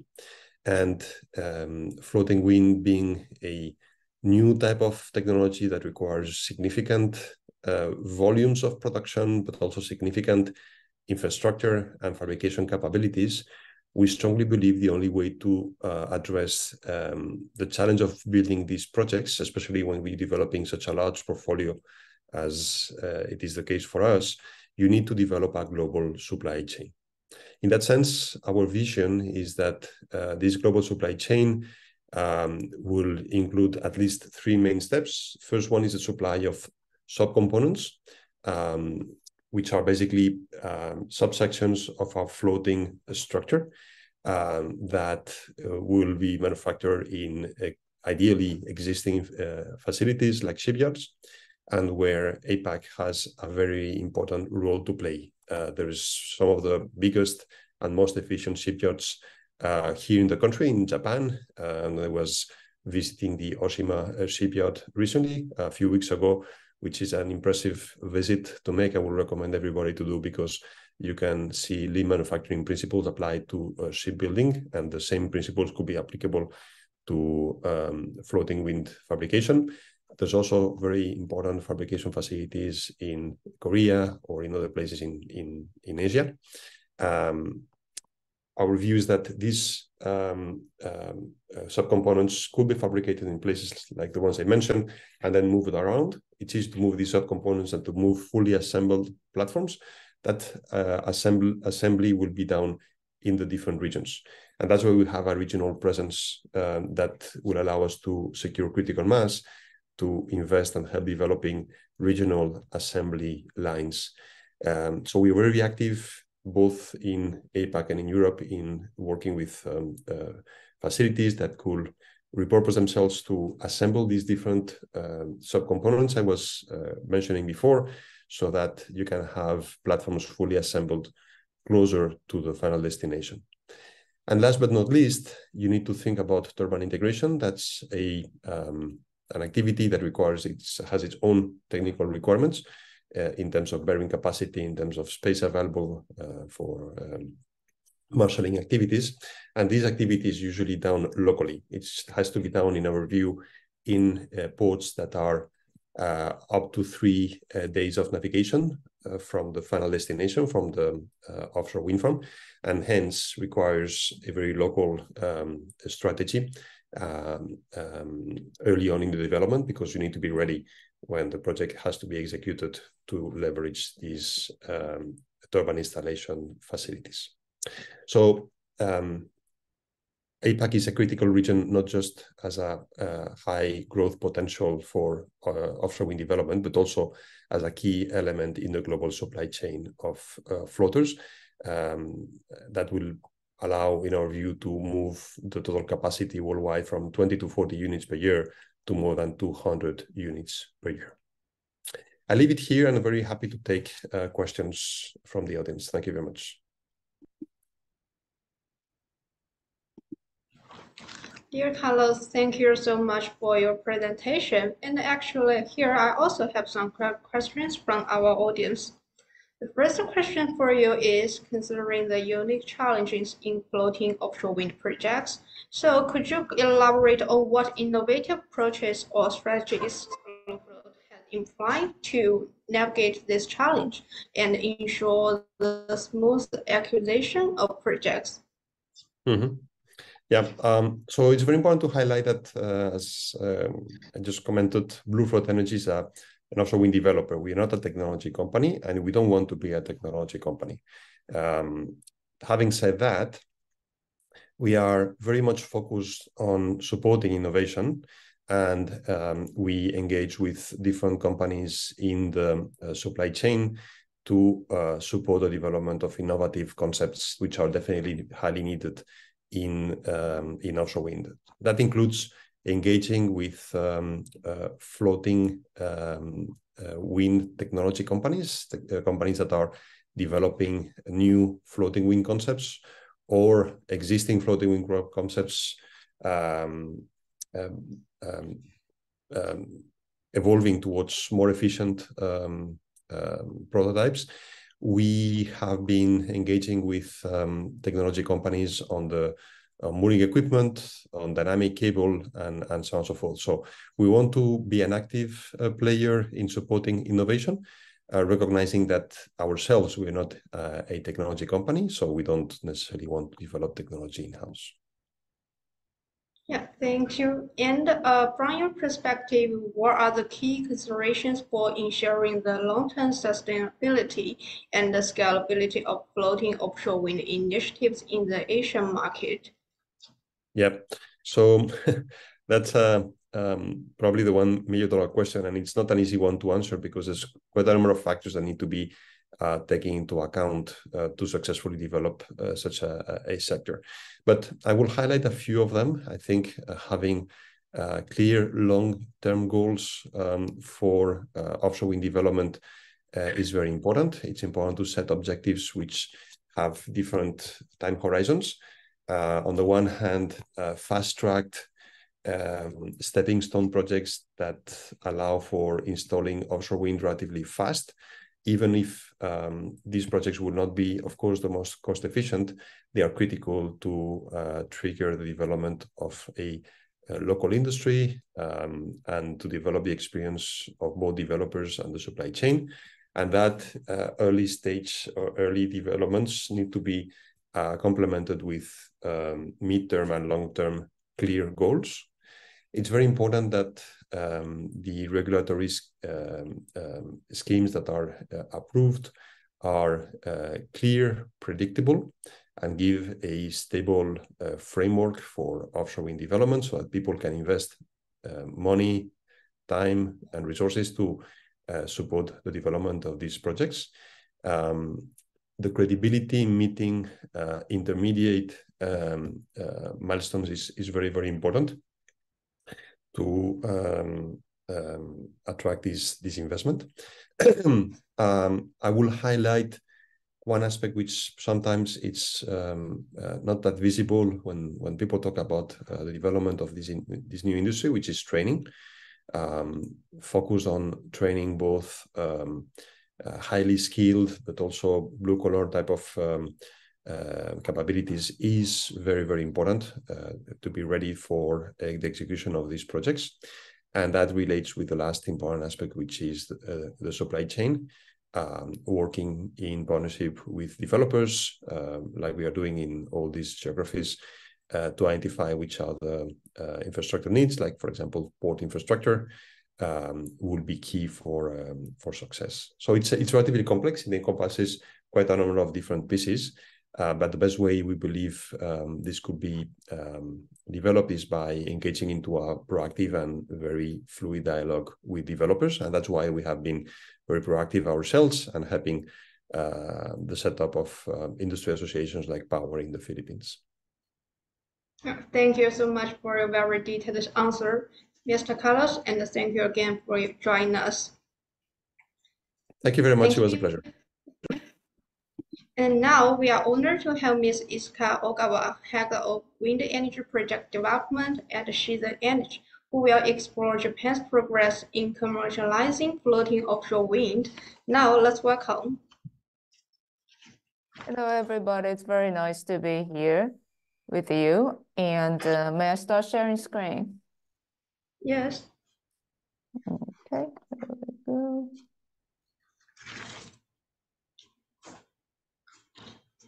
Hi, can you see the slide? Can you hear me well? Yes, we can see your screen. Okay, great. Thank you. Hi, I'm Itsuka Ogawa. I'm the head of wind energy projects and developments at Shizen Energy. And this is quite a busy week in Japan for offshore wind industry, and I really appreciate that you have taken the time to join the webinar today. And I'll try to, cut my presentation a bit shorter, and since we're running a bit behind the time. And I really hope that I will have the opportunity to meet with you in person sometime this week. And I'm sure some of the visitors are actually coming from overseas. And just a bit of introduction about myself. Before joining Shizen Energy, which is a Japanese local developer, I was with a Scottish floating consultancy called Exodus. I was a Japan country manager for over 2 years. And before joining Exodus, I actually started out my offshore wind career with UK government, the Department for International Trade. So I do have a bit of mixed collective bag of experiences, and I hope that will actually give me a different kind of insight to what we have here today, which is the floating offshore wind in Japan as a topic. So before, just a short presentation about Shizen Energy. Shizen was actually established in the aftermath of the Fukushima disaster in 2011. We are quite new to the industry, and the whole purpose of our company's existence is really to lead the way for renewables in Japan. Our primary asset is solar, with a bit of an onshore project and some hydro and biomass. And we are actually a one-stop shop for renewable solution from early stage development all the way to O&M. In terms of energy tech, as I think that we're starting something new here, we have created a subsidiary called Shizen Connect, which will provide a multi-purpose and vendor-free energy management system, which is another key transition into the next development phase for energy management. And also, we're also creating grid-scale battery storage in Japan, another aspect which is going to help us unlock floating offshore wind opportunities. And while we're on the different side of the game, we're actually also conducting PPAs large scale in Japan. Recently, we have signed a deal with Microsoft, which is the largest virtual PPA to date. We also do asset management. And we have actually, many assets all over Japan. And as a matter of fact, we also have global partners. So not only in Japan, but we're also international renewable developer. So I think that's enough about Shizen. And let's get into the topic of the day, powering floating offshore wind in Japan.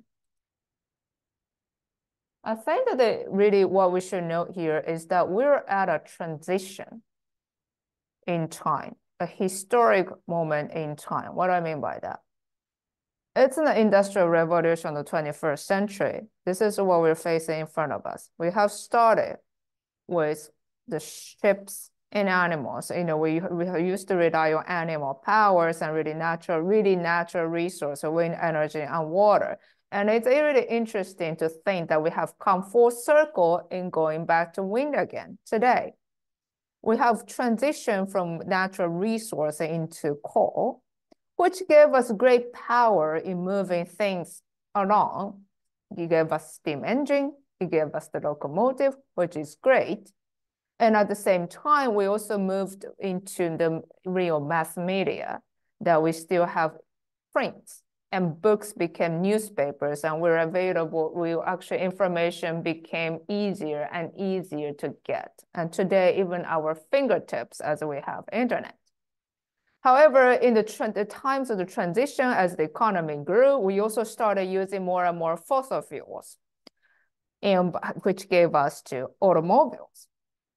However, that really we're at the cusp of time that we need to change things now, or we never actually have the opportunity again.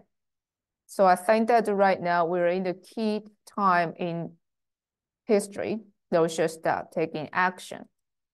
So why floating offshore wind in Japan? Well, we actually need it, which that's our answer to one of the big questions.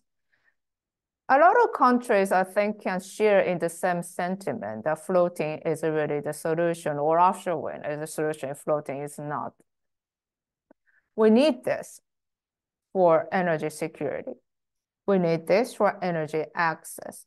Well, if you think about energy access, if we talk about energy access in Japan, you'll be surprised, but actually the electricity prices are heavily subsidized in Japan. That's why, right now we're, as residents, as citizens of Japan, we don't feel the hike in electricity prices as much as, for instance, in Europe.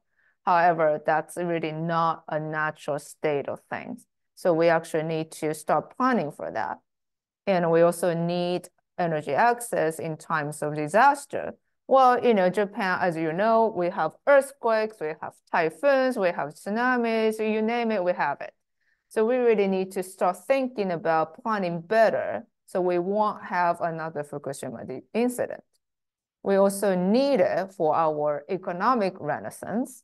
Japan, well, right now the stock market is doing great. However, we were in this, for lack of better, well, after the bubble burst, we were kind of in this hibernation period for over 30 years.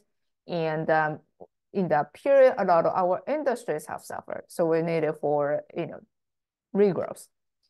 And what do I mean? Why do we need this now? Because I'm already afraid that the last 20 years, we have been suffering this brain drain. We're losing talents and skills because we don't have the industry to back it up. But however, floating offshore wind will solve all these problems. Well, we need it, but are we really the best place for it? Yes, we are. We look at it. We have all this ocean and the wind speed. And if you look at the map, I think the current technology, it's not really difficult to imagine that we can go as deep as 500 meters. Well, of course, with the oil and gas technology, we can go deeper. However, if we just look at the boundary of 500 meters and let's say the wind speed at 8 meters per second, really opens up a large amount of water. The red line actually is for the fixed bottom. You can see that it significantly opens up much more opportunities. If that map is a little difficult to see, the numbers will tell.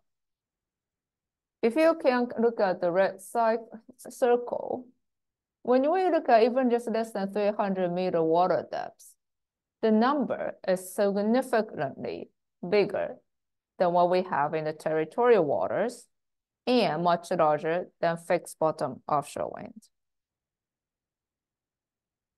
Why? Because we happen to have the 6th largest EEZ areas in the world. So Japan really has a lot of potentials. However, what do we need to do to speed it up? That's the question. So this is a quick summary. Sorry, I think I actually changed the size of the numberings is off, but we have 4 things that will help us to get there. One is that we need regulatory changes. We need periodic auction system. We also need predictable sites. Right now in Japan, we don't know when the next site is coming up or when. That is a problem. And for that, we need marine spatial planning. And 2, we need a real offshore wind target for fixed and floating. Why do we need it? The government needs to show that Japan is committed to the industry. And the next is really, we need a better auction system, which I think is the 2-step auction system. And we also need growth in demand for renewables. Right now, renewables in Japan are really not competitive because the true social costs are not factored in.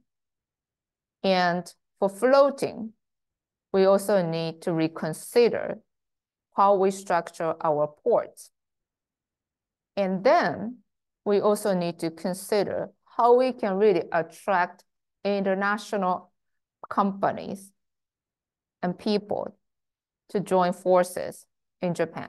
We need to give economic incentives. And we also need testing and demonstration sites, which is akin to something like the JOEMEC in Europe. So regulatory changes. Why do I need it? I mean, the people who are actually attending this webinar probably don't need me to tell you, because investment needs clarity and predictability. If you don't know when, we keep talking about potential, but if it never materializes, it's just a puff of smoke, right?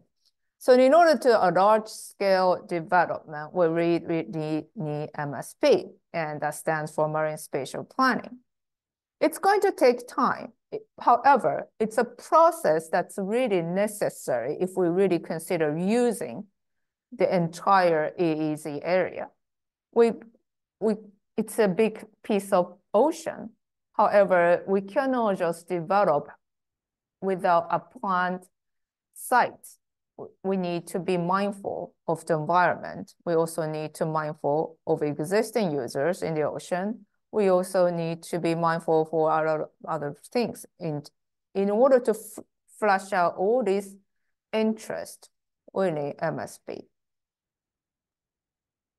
We haven't really started yet. It has been discussion. However, it has not been really taken to the next step. And I really highly urge the government to consider starting it today, as it might take 10 years to finish. And I really urge the government also to set targets, which is something that also has been adopted in the UK, US, and in Europe. In Japan, the government has set 10 gigawatts by 2030 and 30 to 45 gigawatts by 2040. Well, first of all, no other government has set a bandwidth for a target. 30 to 40 gigawatt, that's a 15 gigawatt of bandwidth, which is a bit, let's say, obscure. And we also do not have a floating target right now, which is a problem. We also need a better renewable mix target, which currently is for 36 and 38%, which is very small. And of the 36 to 38%, government is only targeting 5% for wind, and wind that includes onshore.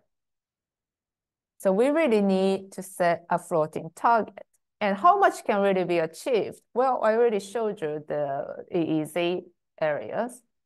But right now, the industry association, Japan Wind Power Association, JWPA, has published a vision 2023 that by 2050, we should have capacity for 140 gigawatt in total, with 90 gigawatt coming from offshore and 40 from onshore. And for floating offshore wind, JWPA targets that 60 gigawatts. That's 60 gigawatts. Translate to an 18 megawatt turbine, that's about 333 turbines per year. That's how many that we need to build in order to meet the target by 2050. Imagine that, over 300 a year. And we also need to grow demand in renewable energy. And if that's the way to do it is through taxation, then we need to start considering what it should look like, because we need the incentive to power more renewables. A lot of these schemes have already been implemented in Europe and in the US. However, in Japan, that we still do not really have that ready just in place. And if you could see, take a look here, importing fossil fuel is really hurting the Japanese economy. So using this money, we can actually power more offshore wind opportunities and projects in Japan.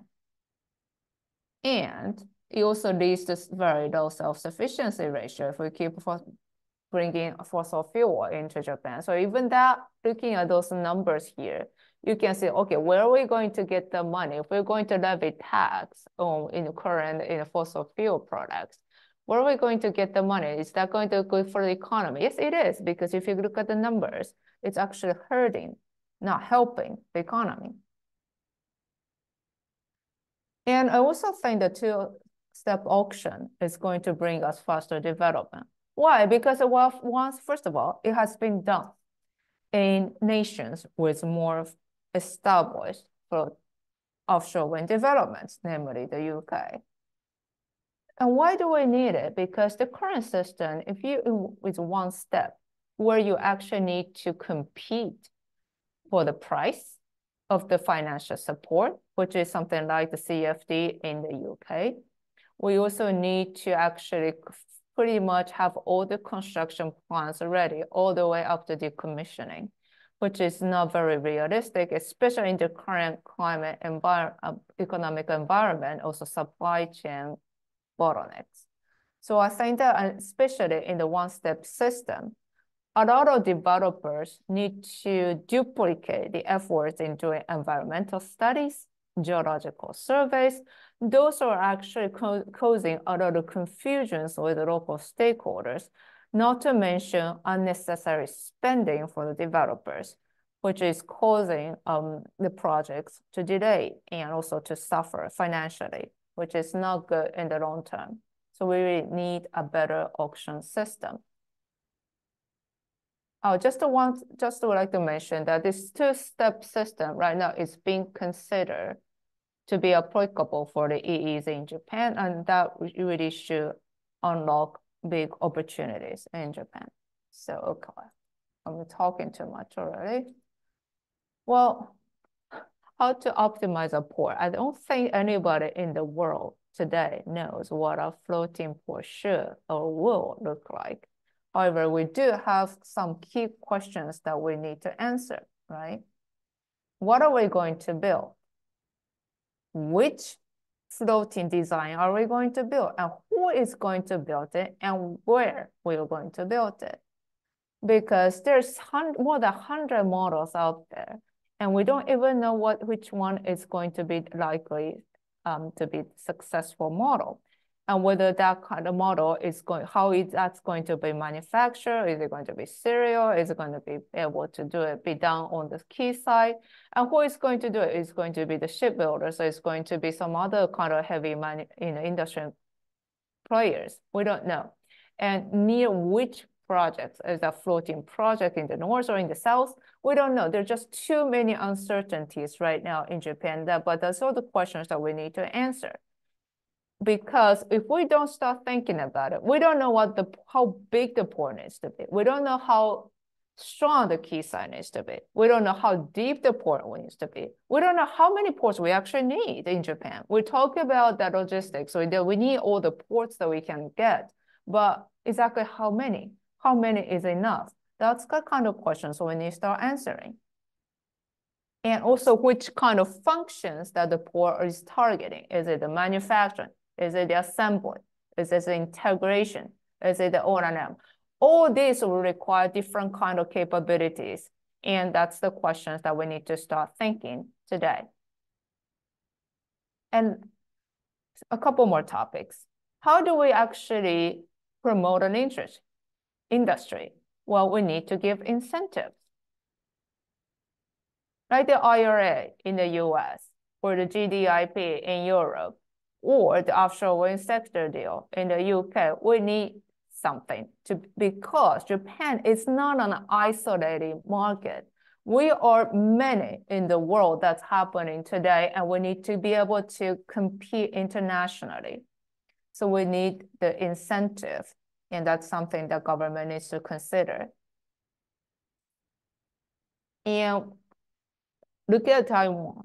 If we want to have factories, manufacturing facilities in Japan, we need to have that kind of market in Japan. And this is just to show that, we can't just keep asking for that, okay, can we build a factory in Japan for an OEM? Well, first of all, we need the market. So once we have the market, they will come. That's my point of today. Sorry about that. I'm actually going to get moved out of this meeting room pretty soon, so I might not have time to take questions. I'm sorry, but that's the one last topic. It's the testing and demonstration sites. Right now, we have this demonstration project in Japan called the NEDO's Green Innovation. We're in the phase 2, that we're going to have some turbines in the water. However, that's not enough. Floating, in terms of technology, is still early stage.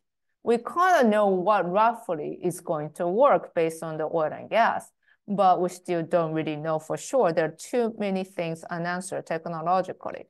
Right now, the industry is sort of like having a car that's developed separately.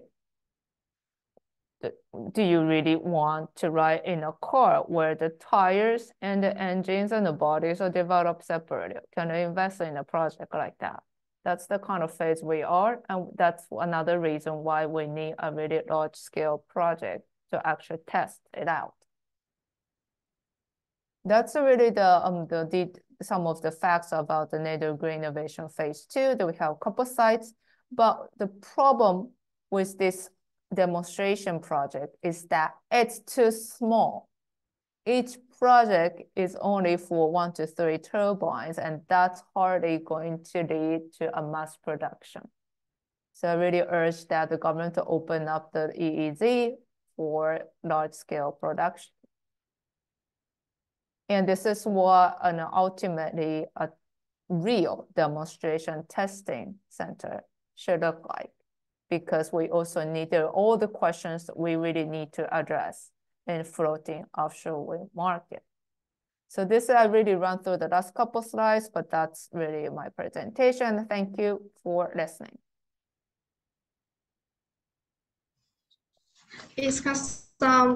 Thank you so much for preparing such an informative speech. And our audience have proposed questions for you, and I want to ask you. The question for you is, Yeah, sorry, I can maybe take one. Okay. Yeah, okay. The question for you is, what are the key factors influencing the banking sector's perception of technology risk in floating offshore wind projects? And how do you see this perception evolving in the coming years? I think that, yes, that actually really hinges on that we need larger scale projects. I think it's changing. And I think in order to really get project finance in place, first of all, we need insurance. And insurance needs incidents. We really need case studies. We need more cases out there so the insurers can have better risk analysis. And with the insurers in place, we can actually have project finance in place. So I think that things are changing, but not fast enough. And the reason that's not moving fast enough is because we don't have a large scale project. Yeah, thank you. Thank you for your detailed answer, and thank you again for joining us today. Thank you very much. Now we will delve into next insightful session on the Firefly floating wind farm in South Korea, shared by Mr. Do-Hyun Park, Deputy Project Director for the Firefly project at Equinor. Hi, sir. The floor is open for you. Can I share my screen from my laptop? Could you give me the permission to share my screen from my laptop? Yes. Now the message say yeah. Sure.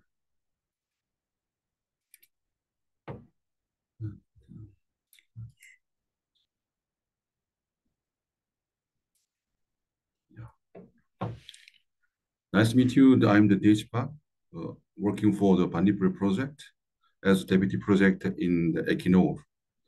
Now this first slide will show up to now, as we know, the world's largest floating offshore wind pump, Hind Tampan. The capacity was 88 megawatts. We completed the construction 2 years ago. We start operation from last years. And today, I introduced who is Equinor and the Bandipuri project, and also what was challenging in Korea, how we reserve. I will share it. As we, Equinor is energize the lives of the 170 million people every day. Our slogan was to get there together. Yeah. And I want to actually share the one actually cooperation film to everybody to inform to who is Equinor. Out here in the North Sea, the first drops of Norwegian oil were discovered in 1969. 3 years later, in 1972, Equinor was established. It all started with a small office in Stavanger on Norway's southwest coast. Today, we have more than 20,000 employees spanning countries, continents, and oceans. We're an international energy company with Norwegian roots, and regardless of where we operate, the purpose is the same: to turn natural resources into energy for people and progress for society. Now we are facing the biggest challenge of our lifetime, climate change. The world needs energy, reliable, affordable energy with lower and lower emissions over time. The energy industry is part of the problem, but also part of the solution, and we will do our part. We're optimizing our portfolio and reducing emissions in our oil and gas production. We're building a large renewables business, and we're developing low-carbon solutions like hydrogen and carbon capture and storage. In Equinor, we're building the future on the foundation of everything we've learned over the past 50 years. It's about major offshore projects, often under tough weather conditions. It's about technology and innovation. It's about digitalization. It's about building industries. And it's about people. People with the ambition to make a difference. But we can't do the job alone. The energy transition and achieving a net zero society is too large a task for one company, one industry, or one country. We all have a role to play. And now, more than ever before, success depends on all of us working together. Yeah, we are Equinor's world energy company searching for better solution. We are working the more than 22,000 people in the 30 country with the ASL, the supplier. We Equinor started oil and gas company in the 1972. Now we are more focused on renewable energy. Our actually the target is net zero by the 2050. And worldwide, we are working in many countries, USA, and the UK, and Norway, and Korea, and Poland. Especially UK, JOGMEC project almost 3 gigawatt, was biggest fixed type. And also Hind Tampan, Hind Scotland is world first, second, which floating wind, commercial wind farm. It's now operating. Yeah. Especially, we are aimed to be broad energy company in Asia Pacific. We have the actual local office, Korea, Japan, China, Vietnam. We developed many local renewable energy projects. Especially in Korea, there are 3 big projects. Which my project Bandipuri is 750 megawatt, is floating time. And Donghae 1 project is actually 200 megawatt. We are working with the Korean actually stakeholder, Korean oil and gas company, and then East-West Power, Korean Water Genco. And also another, the Chuja project near to the Jeju Island, there was almost 3 gigawatt. We are actually 3 offices, Busan and Ulsan and Seoul. Equinor think the floating wind is becoming a competitive source of the energy. As our corporate film shows, we started floating wind in 2009, almost 15 years ago. It's slightly faster than our competitor. It was 2.3 megawatt. We have learned many things. We have a cumulative many knowledge. So we built actually first commercial floating offshore wind in Scotland. The name was Highland Scotland. That was 30 megawatt. What we learned is in Highland Scotland, we achieved more than 54% capacity factor. It's almost similar like the coal power plant capacity factor. And also we achieved more than 60-70% cost reduction. It scales up. And also we finally built Hind Tampan, 88 megawatt 2 years ago. Now is operating. So now in the Asia, we are aimed to be 200 megawatt, and step more 800, and step more 3 gigawatt. What you want to achieve is you want a really reasonable actually capex, a reasonable LCOE throughout actually this kind of the series of the project. Now many developers is struggle to get the reasonable capex, because in this day capex is really lazy up. So many developer is wondering we can get profit properly. So from the next slide, maybe I can share how we can overcome this kind of difficulty. Yeah, I will introduce Bandipuri project. The Bandipuri project size was 700 ppt, and then we are actually targeting the 50 megawatt turbine. The floater is a semi-submersible. There are a few kind of the floater which we use in the oil and gas field last 50 years. We have many track records, many experience. Actually, high-end Tampan and high-end Scotland, we use spar type. The spar type can give most stable buoyancy movement. But in Korea, in Asia, we actually reviewed many shipyard. For spar type, we need a very deep dock, or we need a natural some dock in the front of our marshalling port. Norway, because of period,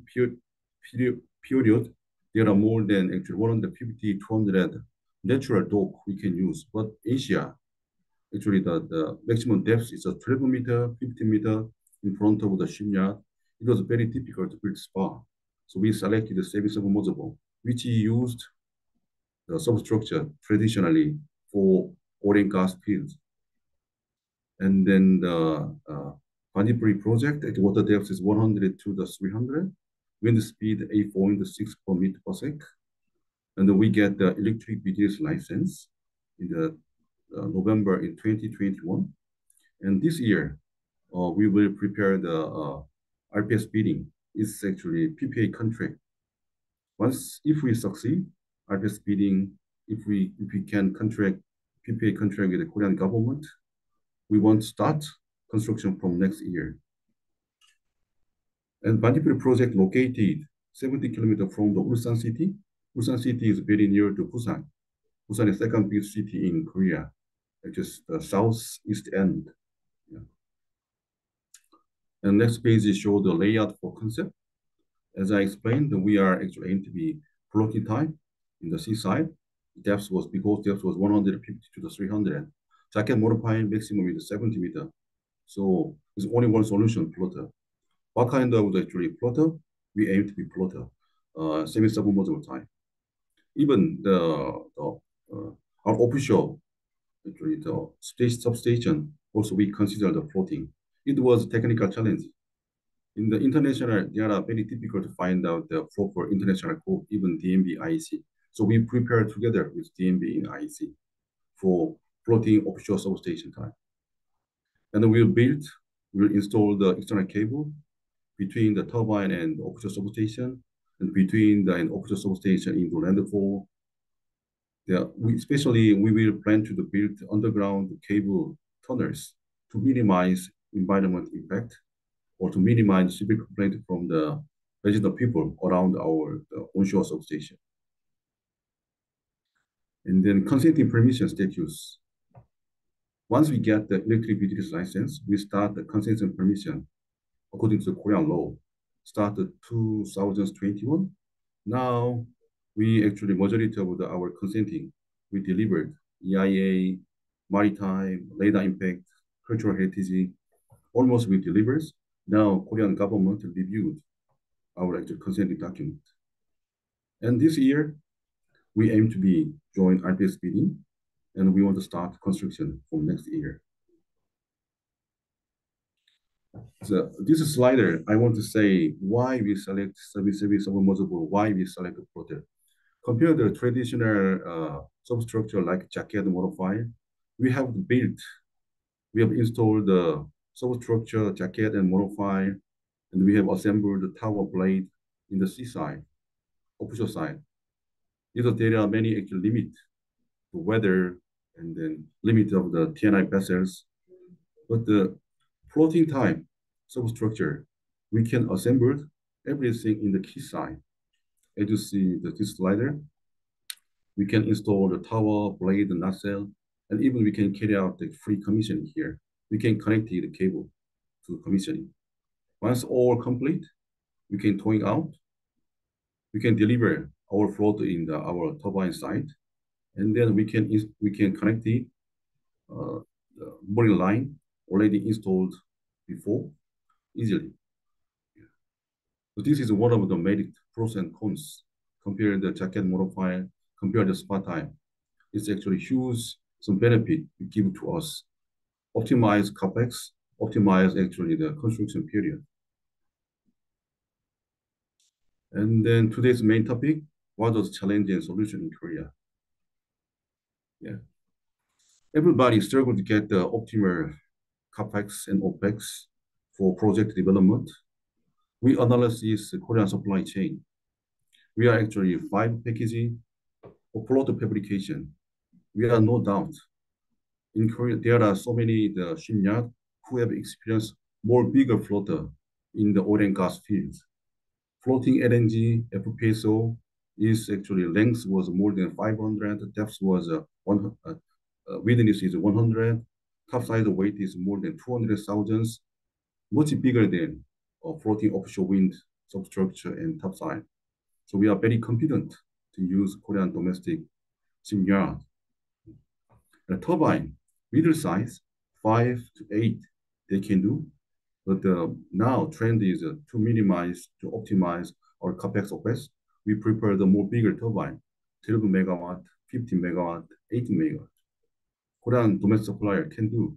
We actually suggest some solution. I'll explain later.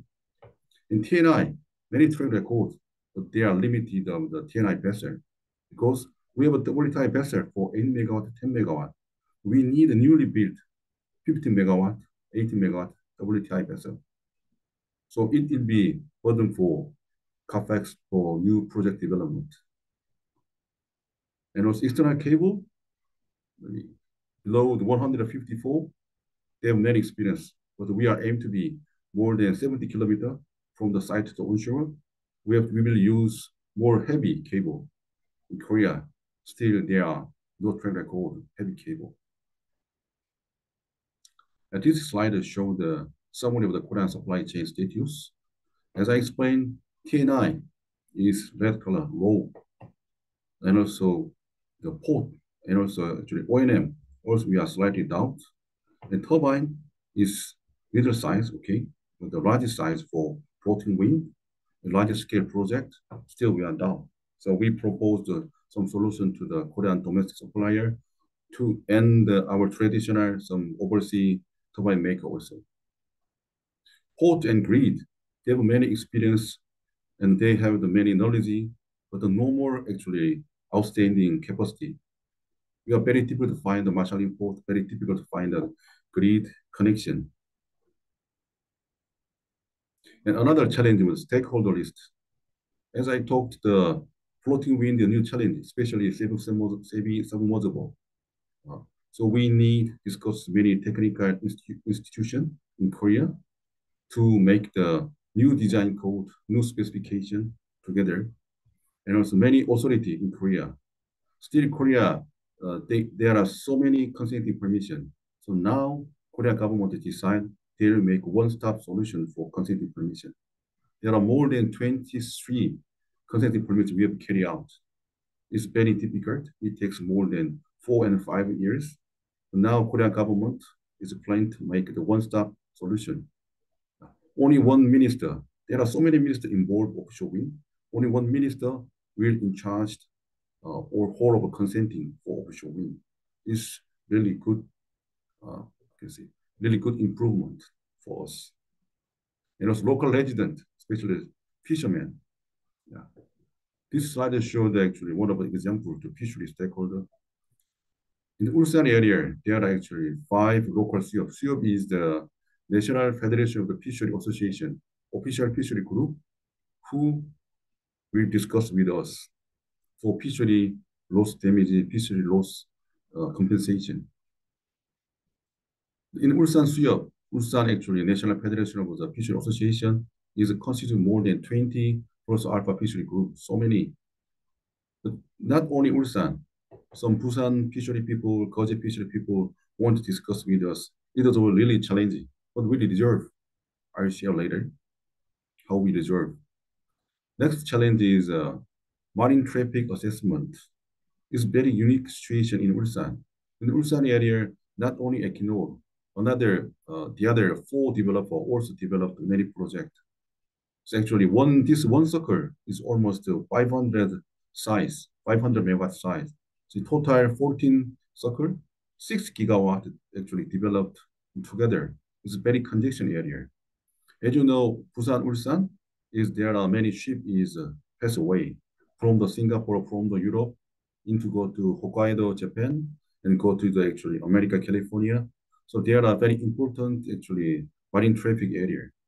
So, but some of the developer want the detour line, some of the developer want the central corridor, but we made the five developers association. We working together. We have carried out the study last 2 years. So the study conclusion was central corridor more safe, more economy. So we conclude central corridor best for us. And another challenge was the radar impact analysis. As you know, still Korea is fighting with North Korea. It means there are many radar in Korea, Navy, Air Force. Especially, we have a restriction of the height, the 152, because to prevent interference caused by the wind turbine on the radar system. So now we are negotiating with the Minister of Defense. We raised up 304 meters. It's almost positive. I think we can get some permission from the radar impact analysis. And what was the solution? How we convince Korea government? How we convince many stakeholders? So as I explained, for achieved reasonable LCOE, reasonable CAPEX, OPEX, we need cultivate the Korean domestic supplier. So we actually explained to the Korean government, we will use Korean domestic shipyard fabricator for floater. We will contract machining yard in Korea, and we will actually operate it in maintenance next 25 years for offshore wind power generation facility. It is a huge actually contribution to Korea. The government actually calculated based on our capex and how much job creation. So they realize valuable job creation and economic contribution for large scale floating wind. So now Korean central local government many stakeholders fully support us. And one of actually evidence is a one-stop solution for consenting permission to minimize period. And this is a summary, how we achieve, how we reserve. Stakeholder solution. We established the resident committee for Bandipuri project. Based on what? We actually carry out the fishery loss damage study. This study gives to the who is exact people can claim to us. So we recognize who is fishery, the LEG fishery association who received damage from our turbine.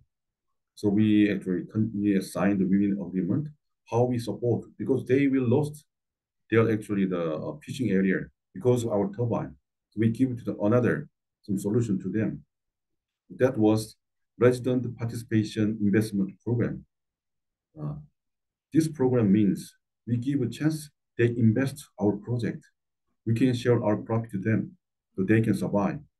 And also we make the partnership with the East to West Power, Korean Genco, to soft landing and to get the grid connection. And also we have signed MOU with the Ulsan Port Authority. They developed a new port for marshalling port for our project. And also we actually make the Korean very strong partner, POSCO groups. And also we signed a partnership with MOTI, who will give the electric business license, who will give the construction final permission to us. MOTI is the Minister of the Trade and Industry Economy, who in charge the offshore wind development in Korea.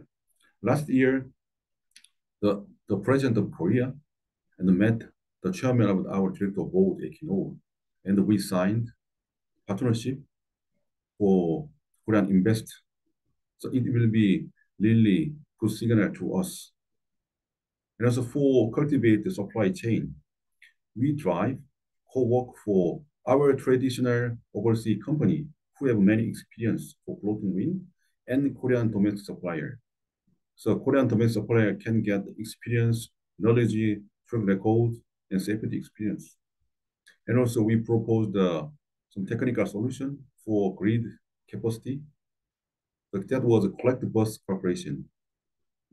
In Korea, one bay is capacity is 3 gigawatt, but Bandipuri is only 750. If we connect 2.2 gigawatt outstanding, So we are actually discussed with our neighbor developer. So we actually collected 3 gigawatt. So we will connect it. 3 gigawatt is one bay. It's very optimized. So we can get solution. We receive agreement from the KECO, who was grid owner in Korea. And then we introduced co-work with the local port authority to secure the marshalling port. And also we cultivate the Korean middle size of engineering company, Saegwang, Jiobyu, Youngin, POSCO ENC. And also for turbine, as I talked, turbine is Korean very weak position. So we introduce international turbine maker and domestic turbine maker is OEM contract for localization. This kind of thing can help to some deduct capex and long-term partnership. For 15 megawatt, 18 megawatt, many domestic supplier or even international supplier have to be invest newly. They say always actually minimum is capacity of 2 gigawatt. So Equinor is helping to them. And also consulting solution, as I explained with SWC 5DC association, we communicate with the local government and authority together, and then we can share the experience and lessons learned to Korean authority. So it was so majority actually our challenge was reserved. And also next Equinor project more easy. Thank you for listening today. I'm finished. It's Q&A. Start Q&A. Hi, Mr. Park. Thank you very much for your contribution to today's webinar. And also, we have a question for you. The question for you is, in your opinion, what are the critical factors contributing to the long-term success and the sustainability of floating offshore wind projects like Firefly? How does Equinor prioritize these factors in project development and operation? Yeah, we have many actually the series of the discussion how we can secure the more long-term partnership to the delivered optimal capex opex. So what we're wondering is, Bandipur for 750, if we contract one actually yard, they say maybe for example one with $10. But if we contract is more project in Korea, 2 gigawatt, 3 gigawatt, they are actually more provide a cheaper price. They have confidence to invest in new factory for bigger size. Now current capacity or domestic Korean supplier, they need to invest newly to meet some request for 15, 18 megawatts. That was challenging. In order to actually remove there some concern for futures, we give the concrete and long-term partnership. So we are actually trying to make the long-term partnership with them. And as we actually try to introduce our international company, which already we use, already they have track record, experience. So many Korean domestic suppliers can learn how we make succeed floating wind structure project in the Europe. Yeah, that was a more of a solution, I think. Thanks again for your very informative sharing and generous answer to this question, which is thought-provoking. Thank you very much. Thank you. Finally, we will also gain technical insight from practical evidence in Japan's floating offshore wind projects, presented in a pre-recorded session by Mr. Laurent Verdier, Chief Business Developer Officer at BW Ideol. Hi, Mr. Laurent, can you hear me? Can you hear me? Yes. Okay. Look, as we have been envisaging it, Kayla, I am boarding the plane, so we will have to run the capsule video. I'm very happy to be with you today. Very privileged also to speak about an existing project in Japan and to share the learnings from this demo project for the commercial wind farms that are coming in the future. Hi, Mr. Laurent, can we play the video for you right now? Yes, exactly. I'm going to sit the plane. Thank you very much. If you have any question, I am not sure I will be able to answer. So please provide my contacts and I will be very happy to answer by email. Thank you very much. Okay, thank you. Good morning. Good afternoon. My name is Laurent Verdier, and I am the new Chief Business Development Officer at BW Ideol. Thank you very much for attending this webinar and for your interest about floating offshore wind in Asia. So in the current session, we'll be focusing more about one project in Japan and the technical learnings for the floating offshore wind industry. But first, let me explain BW Ideol value proposition to the floating wind market. BW Ideol is a company founded in 2010 that has been leading floating offshore wind development since the beginning. We have developed a patented solution of floater that we offer to the market as EPCI company with the support of BW Offshore that has an outstanding track record in building and operating offshore assets. We are also co-developing projects together with ADEM Investment under company name BW Ideol Project Company. With this dual leg strategy, our objective is to manage a portfolio of 10 gigawatts of floating offshore wind portfolio by 2030. The floater we have developed offers a unique advantage of a barge that is cost-effective, compact, and the usage of a damping pool that is well known in the offshore wind industry ensures stability during operation. The construction can be made out of steel or concrete, depending the project size or market local requirements. We want to maximize local content at the best cost. We have two units in operations since more than 5 years. First one is in France, located in Lower Atlantic, and the second one is located in Japan, in Kita-Kyushu area. We're also having 3 units of 10 megawatt each, being constructed in France on EolMed project by the consortium BW Ideol Project Company, CARE and Total Energies, located in Medsea. In Scotland, we are developing a gigawatt project together with Elisio and Baywa named Buchan. In the port of Ardésir in Scotland, our plan is to settle a production line for concrete floaters that will be sized to deliver close to gigawatt per year. In such a way, we can secure the delivery of our floating unit in cost, planning and quality. We are not dependent on external yards that are serving other customers and other industry. We are not subject to logistic uncertainty due to goods coming from abroad. And more importantly, we are providing the opportunity to create local economic benefits. Beyond our projects of Buchanan and EolMed, we are developing more projects across the world, and some partners are disclosed on this page. In France, we have partnered with EDF Renewable on South Brittany and Mediterranean tenders. We are partnering with Elawan to develop projects in Spain and Portugal. In Asia, we are developing several projects. 2 of them are disclosed there, in Taiwan with Taiya, and in Japan with Tohoku Electric Power. This global presence close to our partners is achieved with a team that are based in France, in Spain, in UK, in Japan, in Singapore, and they are doing an amazing job to serve the floating offshore wind industry. I will now come back to the purpose of the webinar, which is to present one of our projects.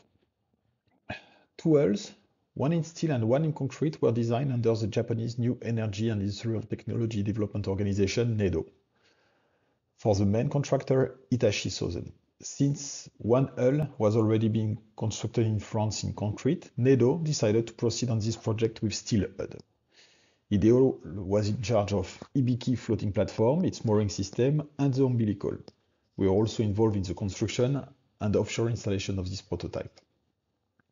The floating wind turbine confirmed its excellent sea-keeping performance already witnessed on Ideol floating project. Design studies, certification by Class NK, construction and commissioning were performed between 2015 and 2018. The steel floater was built at Hitachi Zosen Shipyard in Sakai, Osaka, and it was tugged to Kita-Kyushu port for wind turbine integration and installation. Installation was completed just on time before arrival of a 3 Super Typhoon Category 5. As mentioned in the past, floater design and purpose enable high local content, and 92.9% of the orders value was supplied by Japanese companies. Many Japanese companies were involved in this success: Marubeni, Hitachi Zosen, Global, EcoPower, Tokyo University, and Kyuden Mirai Energy.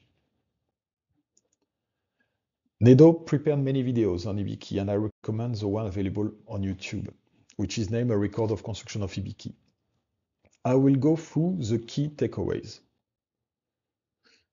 In the video, you can see various manufacturing steps, from steel cutting to final assembly, and various testimony of site manager promoting the simplicity of the works. Most operation is about steel cutting and welding. There are very limited bending operation, and the final assembly of module could be done with light cranes of 120 tons. It was possible to make the final assembly in a dry dock of Osaka thanks to floater size, which completely ease operation of float off in the project. But usage of the dry dock is not a must. Loadout can be generally done thanks to barge, but we wanted to mention this fact, which is key to illustrate the compactness of the floater. In fact, even for 15-20 megawatt wind turbine, it could be possible to use dry dock, because differently to TLP of 80 meter wide, the floater is only 56-60 meter wide. As you can see on the right, the dimensional ratio is improving for larger wind turbine. One of the key benefits for port infrastructure operators and all staff involved in the wind turbine assembly and pre-commissioning is the draft that is very shallow, 7.5 meter only in the case of Ibiki, a demo. It does not require any ballasting operation or temporary buoyancy system, and the access at quayside is very easy, which makes the access to the works very easy and safe. The installation operation is way more simple than with other floating technology. There are no ballasting required, like for sub, no tensioning required, like for TLP. And the direct consequence is that the installation can be done in harsher weather conditions with shorter weather windows. When it comes to commercial wind farm, this brings a huge benefit on the planning. Last but not least, usage of cheapest and lightest anchoring mooring system is possible. In Japan, the mooring lines are with chain, but in France, the demo unit is using synthetic lines. With an asset operating since 5 years, we can largely comment about the stability of the floater. Ibiki is operated by NEDO, and the data shared are the ones of FloatGen that were operating in France. It displays the number of crew transfer operated over the last years with wind and wave condition. Thanks to the asset design, the operator can be loaded on the windward, that is to say the side protected from the wind, and we operate a transfer up to 2.3 meter HS. The large deck enables the usage and storage of tools. Again, there are no active parts to be maintained. The floater is really maintenance free. You can see here of Ibiki timeline and records that I mentioned about in the past. Together with FloatGen, BW Ideol has been operating Ibiki, which gives a cumulative of more than 10 years operating experience. And this experience was not only during, of course, construction and commissioning phase, but especially in the operation phase, where we could see that both assets has faced severe environmental conditions during operation. FloatGen, one word about FloatGen. FloatGen has recently reached the milestone of 30 gigawatt-hour and demonstrated capacity factor of almost 60%. This 2 megawatt unit faced very high wind speed up to 34.6 meters per second and high wave up to 7.2.